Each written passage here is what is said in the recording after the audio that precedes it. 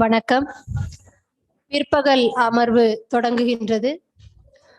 தமிழியல் பரப்பில் செயல்படும் ஆய்வாளர்களில் குறிப்பிடத்தக்க இருவராக மதிக்கப்படக்கூடிய முனைவர் ஜ. சிவகுமார் மற்றும் முனைவர் கோ. கணேஷ் ஆகிய இருவருடைய உரை நிகழ உள்ளது. தமிழ் இலக்கிய வரலாறு எழுதுவதில் ஏற்படக்கூடிய சிக்கல்கள், அதில் சங்க இலக்கியம் பெறும் இடம் குறித்து இந்த அரங்கு அமைகிறது. இவ்வரங்கினை தலைமை தாங்க முனைவர் டேவிட் ஸ்டான்லி அவர்களை அன்புடன் அழைக்கிறேன். நன்றி.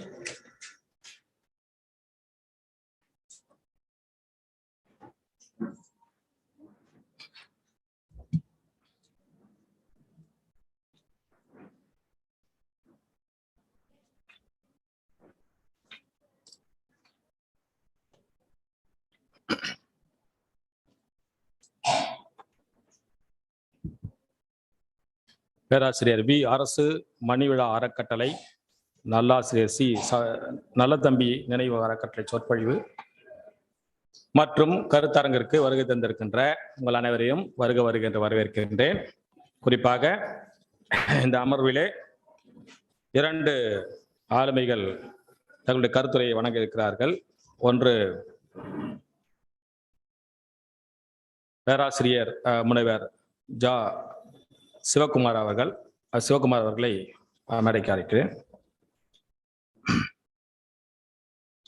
கோ. கணேசன் அவர்கள் இருவரையும் மேடைக்கு அழைக்கிறேன்.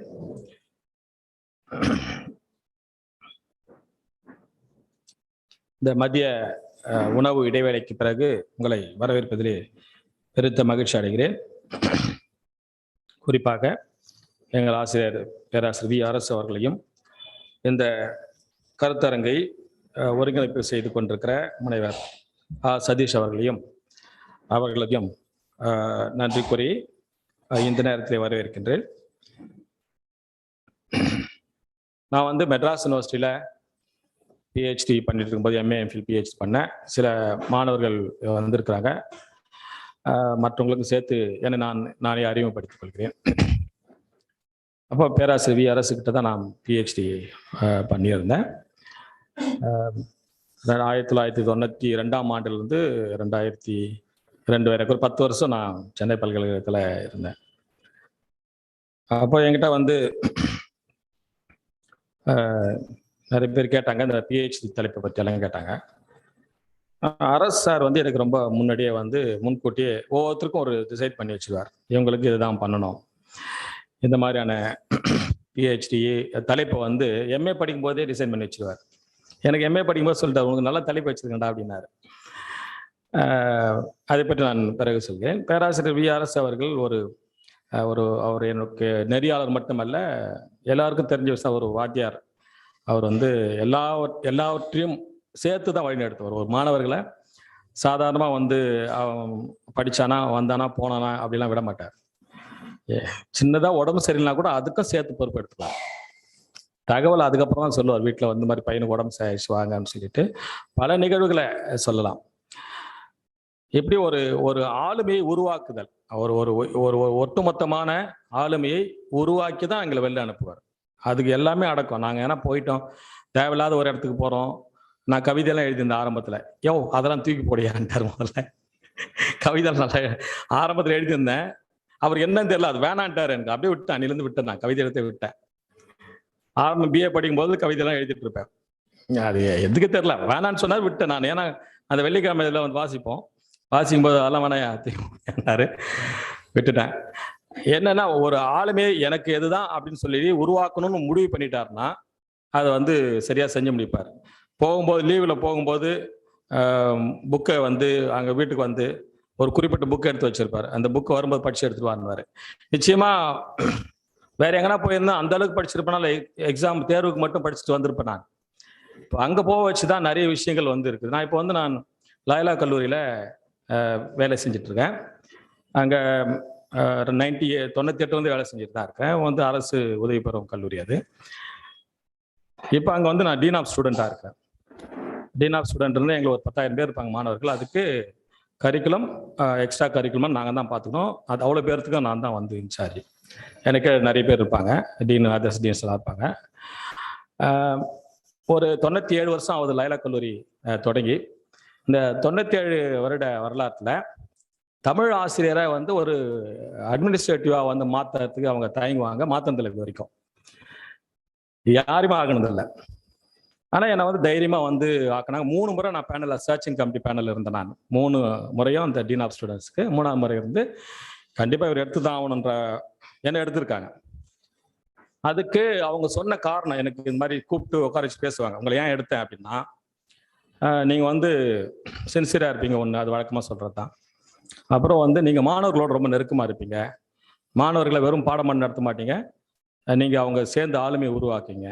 அப்புறம் உங்ககிட்ட எக்ஸ்ட்ரா கரிக்குலம் ரிலேட்டடான, இதுக்கு வந்து எக்ஸ்ட்ரா கரிக்குலம் ரிலேட்டடாக தெரிஞ்சிருக்கணும், அதுக்கான திறமைகள் இருக்குது அப்படின்னு எனக்கு சொன்னாங்க கொடுக்கும்போதே, அந்த அப்பாயின்மெண்ட் ஆர்டர் கொடுக்கும்போதே. இதுக்கு நிச்சயமா வந்து எனக்கு இருக்குதான், அந்த தகுதி இருக்குதான். நான் கல்லூரியில் போன நாட்டிலேருந்து பல நிகழ்வுகளை, குறிப்பாக நாடகம் சம்பந்தமான நிகழ்வுகளை நிறைய நான் நடத்திட்டு இருக்கேன். இதெல்லாம் எங்கேருந்து நான் கற்றுக்கிட்டேன் அப்படின்னா, சராசரி ஒரு தமிழ் ஆசிரியராக இருந்ததுன்னா நான் வெறுமனே படித்த தமிழ் ஆசிரியர் மட்டும்தான் இருந்திருப்பேன். ஆனால் சென்னை பல்கலைக்கழகத்தில் நான் படிக்கும்போது என்னுடைய ஆசிரியர் என்னை அப்படிப்பட்ட கூடுதலான திறமைகளை சேர்த்து என்னை வளர்க்க முற்பட்டார். அதில் நான் முற்றிலுமாக ரொம்ப என்ஜாய் பண்ணி இருந்த ஒரு பகுதி, எங்கள் படிப்பை விட அதிகமாக நாங்கள் மகிழ்ச்சியாக இருந்த இடம்னா நாங்கள் நாடக பயிற்சி எடுத்துக்கிறதும் அந்த நாடகத்தில் ஈடுபாடு இருந்தது தான். இப்போ திரும்ப வந்து அவங்க சொன்னதை ஞாபகப்படுத்தி பார்க்குறேன். நான் ஒரு சராசரி ஒரு ஆசிரியராக இருந்ததுன்னா, சராசரி தமிழ் ஆசிரியராக இருந்தால் இது மாதிரி போல அட்மினிஸ்ட்ரேஷன், ஏன்னா தமிழ் வாத்தியார் கொடுக்க மாட்டாங்க. அதுக்கு நிறைய காரணங்கள் இருக்குது. தமிழ் வாத்தியாருங்க வந்து லாங்குவேஜ் வேறு, மல்டி லாங்குவேஜ் படிக்கிற பசங்க, அவங்க மட்டும் வந்து அந்த ஆங்கில அறிவு கூட நான் வந்து தைரியமாக வந்து ஆங்கிலத்தை பேசக்கூடிய விஷயங்கள் எல்லாம் எங்கேருந்து கற்றுட்டுனா சார்கிட்ட தான் கற்றுக்கிட்டேன். அவர் போய் நேராக போய் என்சைக்ளோபீடியாவில் போய் ஒரு மாதிரி நேராக போனோன்னே, என்சைக்ளோபீடியாவில் போய் நீ கல்ச்சர் ரிலேட்டடாக இருக்கிற இது வந்து ஆங்கிலத்தில் எழுதி எடுத்து பாருனார். தமிழை படிச்சிருக்கலாம், படிக்க சொல்லியிருக்கலாம், அதெல்லாம் கிடையாது. எல்லாம் தெரிஞ்சுக்கணுன்றதுல ரொம்ப இந்த குழந்தைங்களை தண்ணியில் தூக்கி போடுற மாதிரி போட்டு விட்டுருவார் எல்லாத்தையும். நீ போ ரோசாமம் இந்த லைப்ரரி, இதே ரோசாமம் இந்த லைப்ரரிக்கு அவர் தான் முதல்ல என்னை கூப்பிட்டு வந்தார். அப்போ வந்து அண்ணா நகர் இருந்தது. அதே மாதிரி வந்து வழியெல்லாம் நல்லா மேப்பெல்லாம் நல்லா போட்டு கொடுப்பாரு. ஆனால் மேப்பெல்லாம் பார்த்து போக முடியாது, நம்ம கரெக்டாக தான் இருக்கும். அவர் நேராக இதுக்கு போயிட்டு வந்துருங்க, மறைமலை அடிகள் நூலகம் போயிட்டு வந்துருங்க அப்படின்னாரு. போயிட்டு வரணும், யாரும் கூட்டின்னு போகக்கூடாது, தனியாக போகணும், தனியாக பஸ்ஸில் ஏறணும், நம்மளே தேடி கண்டுபிடிக்காட்டி அவன் லைப்ரரி மூடிடுவான். அப்படி தேடி கண்டுபிடிச்சு இது வந்து ஒரு வேளை எங்கள் அப்பா இருந்ததுன்னா என்னை கூட இருந்து இப்படி தான் வளர்த்துருப்பார் என்ன. எங்கள் அப்பா சின்ன வயசுல இறந்துட்டாரு. நான் அது இல்லாதனால வந்து சார் வந்து நினச்சி பார்த்துக்கிறாரு. சார் தான் எனக்கு அந்த எல்லாமே வந்து வழிகாட்டுதல் எல்லாம் இதாக பண்ணார். சின்ன சின்ன விஷயம் கூட யோசிப்பார், சின்ன சின்ன விஷயம் கூட வந்து சொல்லி கொடுப்பாரு. கட் பண்ணியிருக்கேன். சின்ன சின்ன விஷயம் கூட சொல்லி கொடுப்பாரு. அது மாதிரி இருக்கிறதுனா நான் இன்னைக்கு வந்து இந்த நிலைமைக்கு ஒரு பெரிய கல்லூரியில் அட்மினிஸ்ட்ரேட்டராக இருக்கிறேன்னா இதுக்கு அடிப்படை காரணமே எங்கள் சார் தான், வாத்தியார் தான்.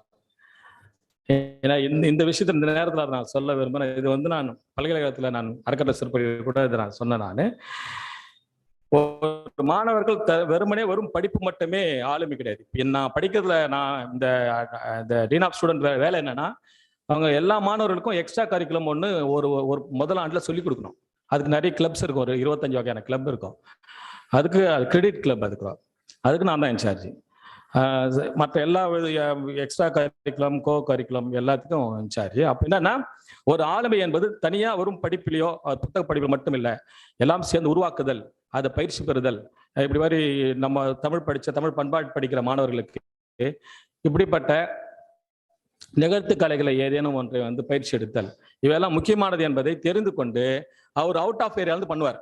இதுக்கு அவருக்கு எக்ஸ்ட்ரா சம்பளம் கிடையாது, எக்ஸ்ட்ரா கிடையாது. இன்னும் சொல்ல போனா டீ வாங்கி கொடுத்து அவர் காசு தான் வாங்கி கொடுப்பாரு எங்களுக்கு. இப்படி வந்து பழகி இருந்தார். எனவே இந்த நேரத்தில் இதை நான் குறிப்பிட வேண்டும் என்று நான் இருந்தேன். இந்த நிலைக்கு, இந்த நிகழ்வுக்கு என்னை அழைத்தது மட்டுமல்ல, இந்த நிலைக்கு காரணமான என்னுடைய பேராசிரியர் வி அரசு அவர்களுக்கு நான் நன்றி தெரிவித்துக் கொள்கிறேன். இதுல வந்து பாத்தீங்கன்னா, இன்னைக்கு சங்க இலக்கியம் பற்றி நேரத்தலைப்பு போயிடுவோம். சங்க இலக்கியம் பற்றியான தரவுகளை பற்றி ஒரு ஆய்வு தொடர்ந்து நடக்கும். நான் வந்து பிஹெச்டி பண்ணியிருக்கும் போதே ஒரு அம்மா வந்து மேடம் எனக்கு கிளாஸ் எடுத்தாங்க, யூஜியில் கிளாஸ் எடுத்தாங்க. அவங்க வந்து பார்த்தாங்க, என்னை வந்து மெரினா கேம்பஸில் பார்த்தாங்க. பிஹெச்டி பண்ணிட்டு இருக்கேன்னா என்ன தலைப்புலன்னு கேட்டாங்க. நான் தலைப்பை சொன்னேன். அவங்க தலைப்பு பார்த்துட்டோன்னா அவங்களுக்கு அது பிடிபடாத தலைப்பாக இருந்தது. அதனால அவங்க என்ன பண்ணிட்டாங்க, ஏன் இந்த மாதிரி தலைப்பெல்லாம் பண்றீங்க, ஒரு சங்க இலக்கியத்தில் மலர்கள், பறவைகள், செடிகள், கொடிகள் பண்ணலாம்ல அப்படின்னாங்க. இல்லைங்க மேம், அது நிறைய பேர் மேய்ச்சிட்டாங்க. எனக்கு கிடைச்சது வந்து எங்க சார் வந்து எனக்கு கொடுத்தாரு, எனக்கு பிடிச்சிருக்கு தலைப்பு அப்படின்னா. சங்க இலக்கியம் ஒன்று நமக்கு நேராக வந்து இப்படிதான் மரங்கள், செடிகள், கொடிகள் இவைகளை மட்டுமே ஆய்வு பண்ற அந்த நிலைமை மாறி ஒரு இன்னும் கால வளர்ச்சியில நிறைய வளர வளர மேல் ஆய்வு செய்ய வேண்டிய பொறுப்பு நம்மகிட்ட இருக்குது. அதுக்கு நிச்சயமா எங்க ஆசிரியர் அப்படி யோசிச்சிருக்காருன்னா கண்டிப்பா அப்படிதான் யோசிப்பார் அவர். நீங்க ஒரு கட்டம் போட்டு இதுக்குள்ள யோசிக்க மாட்டார். அவர் வெளியில போய் தான் யோசிப்பாரு. தேவைன்னா அதை எடுத்துக்குவார், இல்லாட்டி எடுத்துக்க மாட்டார். அப்போ இந்த மீள் ஆய்வு செய்ய வேண்டிய கடமை நம்ம மாதிரியா இருக்கிற, குறிப்பாக சென்னை பல்கலைக்கழகம் போன்ற பல்கலைக்கழகம் படித்தவர்களுக்கான இருக்கிறது. அந்த அடிப்படையிலே சங்க இலக்கியம் அப்படின்றத வரலாற்று மீட்டுருவாக்கம் செய்வதும் வரலாற்று நோக்கிலே ஆய்வு செய்வதும் என்பது அவசியமா இருக்கிறது. இன்னும் சொல்லப்போனா இப்ப புதிய அகழ்வாய்வுகள்லாம் வருது நமக்கு. இப்ப இதோடு ஒப்பிட்டு நாம் இந்த ஆய்வுகளை மேற்கொள்ள வேண்டும் என்ற நிலையில நாம இருக்கிறோம். நாம வந்து நம்ம கிட்ட இருக்கிற இந்த சங்க இலக்கியன்ற இந்த பொக்கிஷம் மற்ற இலக்கியங்கள் இருக்கிறது போல ஒரு மித்தோ, ஒரு புராணமோ, மற்ற விஷயங்களோ அல்ல. இது இலக்கியம். இங்க எங்கேயாச்சும் வந்து இயற்கை இறந்த நிகழ்வுகளை பற்றி சொல்லியிருப்பாங்களா? கற்பனையில சொல்லியிருப்பாங்க. அது ஒத்து போகும். அது அவன் காதலியோட கற்பனையோ இல்லாட்டி புறநானூறு விஷயங்கள் பேசும்போது கற்பனையிலோ சில விஷயங்களை கற்பனை அந்த நிகழ்வுக்கு ஒத்து போற கற்பனையா தான் இருக்கும். எதுவுமே நேர கடல் ரெண்டா புழக்கிறது, மலை தூக்கி கையில் வச்சு ஓடுறது, இந்த மாதிரி விஷயங்கள்லாம் சங்க இலக்கியத்துல இருந்ததே இல்லை. அது நாம தைரியமாக சொல்லலாம், வரலாற்று பொக்கிஷம் என்று சொல்லலாம். அந்த இடங்களிலே மீட்டுருவாக்கம் செய்வதிலே 2 பேர் என்ற நிகழ்விலே இருக்கிறார்கள். ஒன்று முனைவர் சிவகுமார் அவர்கள் சங்க இலக்கியத்தை பற்றியான சங்க இலக்கியம் வரலாறு எழுதலில் உருவாக்கும் போக்குகள் அப்படின்ற விஷயத்துல இந்த தலைப்பை நீங்க புரிஞ்சிருக்கோம். சில மாணவிகள் வந்திருக்கிறாங்க, சிலர் வெளியிலிருந்து வந்திருக்கிறாங்க. அது என்ன தலைப்புக்கு நம்ம ஒரு ஆய்வு அப்படின்னு சொல்லக்கூடிய இந்த நிலையில ஏன் போக்குகள் அப்படின்னா அது என்ன ட்ரெண்டிங் இருக்குது அப்படிங்கிறது தான். அது என்ன ட்ரெண்ட் அப்படிங்கிறது தான் இந்த தலைப்போட உள்நோக்கமாக இருக்கும் என்று நம்புகிறேன். அப்படியாக வந்து 2வது தலைப்பை பேசுபவர்கள், கருத்தை பற்றி பகிர இருப்பவர்கள் கணேஷ் அவர்கள் 17 கீழ்கணக்கு இலக்கிய வரலாறு எழுதுதலில் உருவாகும் சிக்கல்கள். நிறைய சிக்கல், என்ன மாதிரியான சிக்கல் இருக்கு என்பது எல்லாம் நிச்சயமாக நாம் தெரிந்து கொண்டு செல்லலாம். எனவே இந்த அமர்விலே முதல் கட்டுரையாளராக முனைவர் சிவகுமார் அவர்களை நான் அழைக்கிறேன்.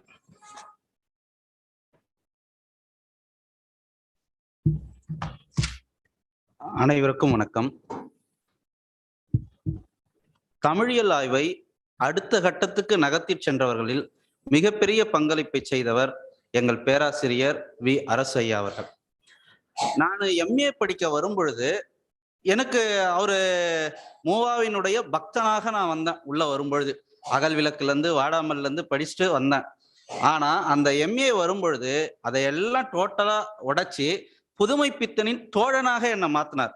ஒரு கடிதம் கூட எழுதினேன், வந்து சேர்ந்த 1 மாசத்துல, கொடுக்கவே இல்லை கட்சி வரைக்கும். கடிதம் எழுதினேன், இந்த மாதிரி என்னுடைய வாசிப்புல இது போன்ற வெவ்வேறு தளங்களை காட்டியவர் அப்படின்னு. அந்த முதுகலை படிக்கும் பொழுது எனக்கு என்ன பிரமிப்பை ஏற்படுத்தினாரோ அதே பிரமிப்பை இன்று வரைக்கும் அவர் ஏற்படுத்தி கொண்டிருக்கிறார். நானும் கொஞ்சம் கொஞ்சம் வளர்றேன். எவ்வளவு வளர்ந்தாலும் அவர் திரும்ப திரும்ப பிரமிப்பை ஏற்படுத்தி கொண்டே இருக்கிறார். ஒரு மிகப்பெரிய அரிய பொக்கிஷம் தமிழாய் உலகில் அப்படி என்றால் நாம் பேராசிரியர் வி. அரசு ஐயா அவர்களை சொல்லலாம். அப்படிப்பட்ட ஐயாவினுடைய மணிவிழா அறக்கட்டளையில் பேசுவது என்பது எனக்கு கிடைத்த மிகப்பெரிய பாக்கியமாக கருதுகிறேன். இந்த மாதிரிலாம் சொன்ன சார் கோவப்படுவார், வேற வழி இல்லை. இது என்ன சொல்றது, இது உள்ளுணர்வை சொல்லித்தான் ஆகணும். இதுல மூடி மறைக்க முடியல, அதை சொல்லித்தான் ஆகணும். அதே போல எங்களுக்கு ஒரு பெரிய திறப்புகளை ஆய்வுல ஏற்படுத்துறதுன்றா ஆய்வாளருக்கும் வழிகாட்டுக்கும் இடையிலான உரையாடல் மாதம் ஒரு முறை நடக்கும். நாங்க நிறைய தகவல்களை திரட்டி இதெல்லாம் மிக மிக முக்கியம், பொக்கிஷம் அப்படின்னு நினைச்சு ஒரு புதிய கருதுகோளை கொண்டு போய் வைப்போம். அந்த கருதுகோள்ல இருக்கக்கூடிய இடைவெளிகளை சுட்டி காட்டுவார். இதை நீங்க இன்னும் எவ்வளவு தேடணும், எந்தெந்த தகவலை தேடணும் அப்படிங்கிற அரிய தகவல்கள் எங்க கிடைக்குங்கிற விஷயங்களை சொல்லுவார். வேற என்ன கோணத்துல இதை பார்க்கலாம் அந்த விஷயத்தையும் சொல்லுவார். அங்க அவர் சொன்னதுமே அங்க ஓட ஆரம்பிக்கிறவங்க நாங்க நேரா ரோஜா முத்தையா லைப்ரரிக்கு தான் வந்து நிற்போம். இங்கதான் நிறைய நூல்கள் எங்களுக்கு கிடைக்கும். அப்படி அரசு ஐயாவில் ஆரம்பித்து ரோஜா முத்தையாவில் தொடங்கிய எங்களுடைய வாழ்க்கை மீண்டும் இதே இடத்துல வர்றது ஒரு நல்ல விஷயமாக தெரிகிறது. அதே போல் இந்த கருத்தரங்க ஒருங்கிணைப்பாளராக இருக்கக்கூடிய பேராசிரியர்களுக்கும் கருத்தரங்க அமர்வு தலைவராக இருக்கக்கூடிய ஸ்டான்லி ஐயா அவர்களுக்கும் என்னுடைய வணக்கத்தையும் நன்றியும் தெரிவித்துக் கொண்டு நான் என் உரையை மிகச் சுருக்கமாக முடிக்க சொல்லியிருக்காங்க. 2 விஷயம் அடுத்து தொடங்கணும், இன்னொன்னு மதியம் சாப்பிட்டுருக்கோம். அந்த 2 விஷயம், அதுக்காக நான் ஆரம்பிச்சிடுறேன். இந்த சங்க இலக்கியம், இலக்கிய வரலாறு எழுதுதலில் உருவாகும் போக்குகள் என்பதுதான் என்னுடைய ஆய்வுரையினுடைய தலைப்பு. ஒருத்தங்க கேட்கறாங்க, சங்க இலக்கியம் அப்படின்னா அது பாட்டிற்கு பொருள் இருக்கு, இதுல என்ன ஆய்வு? சங்க இலக்கியத்தில் நிலா, சங்க இலக்கியத்தில் கழுதை, இந்த மாதிரி ஆய்வு பண்ணலாமே, அந்த மாதிரிலாம் கேட்டவர்கள் இருக்கிறார்கள். ஆனா நாம எத்தனை காலகட்டத்தை கடந்து வந்திருக்கிறோம்னு பார்த்தோம்னா, சங்க இலக்கியம் முதலில் பாடப்பட்டது, அதன் பிறகு வேந்தர் மரபினோடு தொகுக்கப்பட்டது, அதன் பிறகு பல்வேறு உரை மரபுகளோடு அவை உரை எழுதப்பட்டன. அதன் பிறகு இவ்வாறு எழுதப்பட்ட நூல்களும் உரைகளும் தலைமுறையாக அது கண்டிப்பா ஒரு இது இருக்கும். அவர்கள் அதை ஒரு எடிட் பண்ணி தான் கொடுத்திருப்பாங்க. அது நமக்கு கையளிக்கப்பட்டு சீவைத்தா ஊவேசாவுடைய பதிப்புகளோட வந்திருக்கு. அதன் பிறகு இதெல்லாம் வச்சு நாம ஒரு வரலாறு எழுதுறோம். இப்படி எழுதப்பட்ட எல்லா வரலாறுகளும் தற்சார்புடன் இருக்கின்றனவா, தற்சார்புடன் இல்லையா அப்படிங்கிறது. எந்த ஒரு வரலாறும் அகவயமாக எழுதப்படாமல் முற்றிலும் புறவயமாக மட்டுமே எழுதப்பட்டதுன்னா அதை நம்புவதற்கு இல்லை. இன்னைக்கு நாம கண்காண பாக்குறோம் உக்ரைன் ரஷ்யா போர். இதுல ரஷ்யா எழுதக்கூடிய விஷயங்கள்ல சொல்றாங்க, ஜார் மன்னர் ஆட்சியிலிருந்து சோவியத் ரஷ்யா வீழும் வரை உக்ரைன் ரஷ்யாவினுடைய ஒரு அங்கமாக இருந்ததுங்கிற அந்த ஒரு விஷயத்தை திரும்பவும் கொண்டு வராங்க. உக்ரைன் மக்கள் அவங்க மொழி ரீதியாக நாம் எப்படி ஒரு தனித்த அடையாளத்தில் இருக்கிறோம், அந்த அடையாளத்தை பத்தி பேசுறாங்க. இப்ப சிரியா மக்கள் பேசுறாங்க என்னன்னா, இதுவரைக்கும் மேற்குலக நாடுகள் சிரியாவில் ஒரு பெரும் இனப்படுகொலை நடக்கும் பொழுது நாங்கள் கடந்து போகும் பொழுது கடும் கட்டுப்பாடுகளோடு எங்களை அகதிகளாக ஏற்றுக்கொண்டவர்கள், இன்னைக்கு உக்ரைன்ல வெள்ளைக்காரர்கள் பார்த்தோம்னா திறந்த வெளியா வாங்க எல்லாரும் வாங்கன்னு தாராளமான மனித நேயத்தோடு அணுகுகிறீர்களே. எப்படி ஒவ்வொருத்தருக்கும் ஒவ்வொரு பார்வை இருக்கும். அதே போல இந்த சங்க இலக்கிய வரலாறு எழுதுதலையும் நிறைய பார்வை இருக்கு. குறிப்பா அந்த 19ஆம் நூற்றாண்டுல மொழி, இன, கோட்பாட்டு, அடையாள அரசியல் என்பது மிக தீவிரமாக தமிழ் சமூகத்தில் வினைபுரிந்தன. அதைத்தான் நாம மிக சுருக்கமாக பார்த்து விடுவோம். முதல்ல சைவ இயக்கத்தை எடுத்துக்கிறேன். சைவ இயக்கத்திலேயே நம்ம 3 வகையா பிரிக்கலாம். சைவர்கள்லயே 3ஆ பிரிக்கலாம். திராவிடர்கள், ஆரியர்களையும் பிராமணர்களையும் விளக்கக்கூடிய தமிழர் அடையாளத்தை முன்னெடுத்த சைவர்கள், மறைமலை அடிகள், காசு பிள்ளை, நாமு வேங்கடசாமி நாட்டார் போன்றோர். அடுத்தது பிராமணரை உட்படுத்தி ஆரியரை விளக்கக்கூடிய தமிழர் அடையாளத்தை முன்னெடுத்தோர், வி கனகசபை பிள்ளை, நாசி கந்தையா பிள்ளை போன்ற ஈழத்தமிழர்கள். இதுக்கு ஏன்னா அந்த சூழலோட வாழ்றாங்க. இங்கே பிராமண மேலாண்மைக்கு எதிராக நீதி கட்சி தொடங்கப்பட்டது, அதன் சார்பான கருத்தியல் உருவாக்கம் நடந்தது. ஆனா அங்க அப்படி இல்லை, அங்க வேளாளருடைய மேலாண்மை என்பதுதான் இருந்தது. அப்ப இந்த சூழல்ல தான் நாம் இந்த 2 விஷயங்களையும் புரிந்து கொள்ள முடியும். அதே போல இந்திய அடையாளத்துக்குள்ள தமிழர் அடையாளத்தை 2 கலக்க நினைக்கக்கூடிய சைவர்கள், தேப்போ மீனாட்சி சுந்தரம் போன்றவர்கள், இப்படி பல லேயர்ல நாம பார்க்கலாம். அதே போல இந்திய தேசியம்னு நம்ம பார்த்தா கூட இந்திய தேசிய கருத்தாக்கம் சார்ந்து செயல்பட்டோர். அவங்க பெரும்பாலும் வட இந்திய பண்பாடு, தென்னிந்திய பண்பாடு இது 2ம் 2 கலந்ததுதான் அப்படிங்கிற விஷயத்த சொல்லுவாங்க. அதுலயும் குறிப்பா சில பேர் ஆரியர்கள் தான் தமிழர்களுக்கு நாகரிகத்தையே கற்றுக் கொடுத்தார்கள் அப்படிங்கிற டோன்ல பதிவு செய்வார்கள். அதன் பிறகு இந்த கருத்தாக்கம், திராவிட கருத்தாக்கமும் சைவ கருத்தாக்கமும் மேலோங்கி வரும் பொழுது அவர்கள் கொஞ்சம் தமிழ் தேசியம் என்கிற பேர்ல இந்திய தேசியத்துக்குள்ள போறாங்க.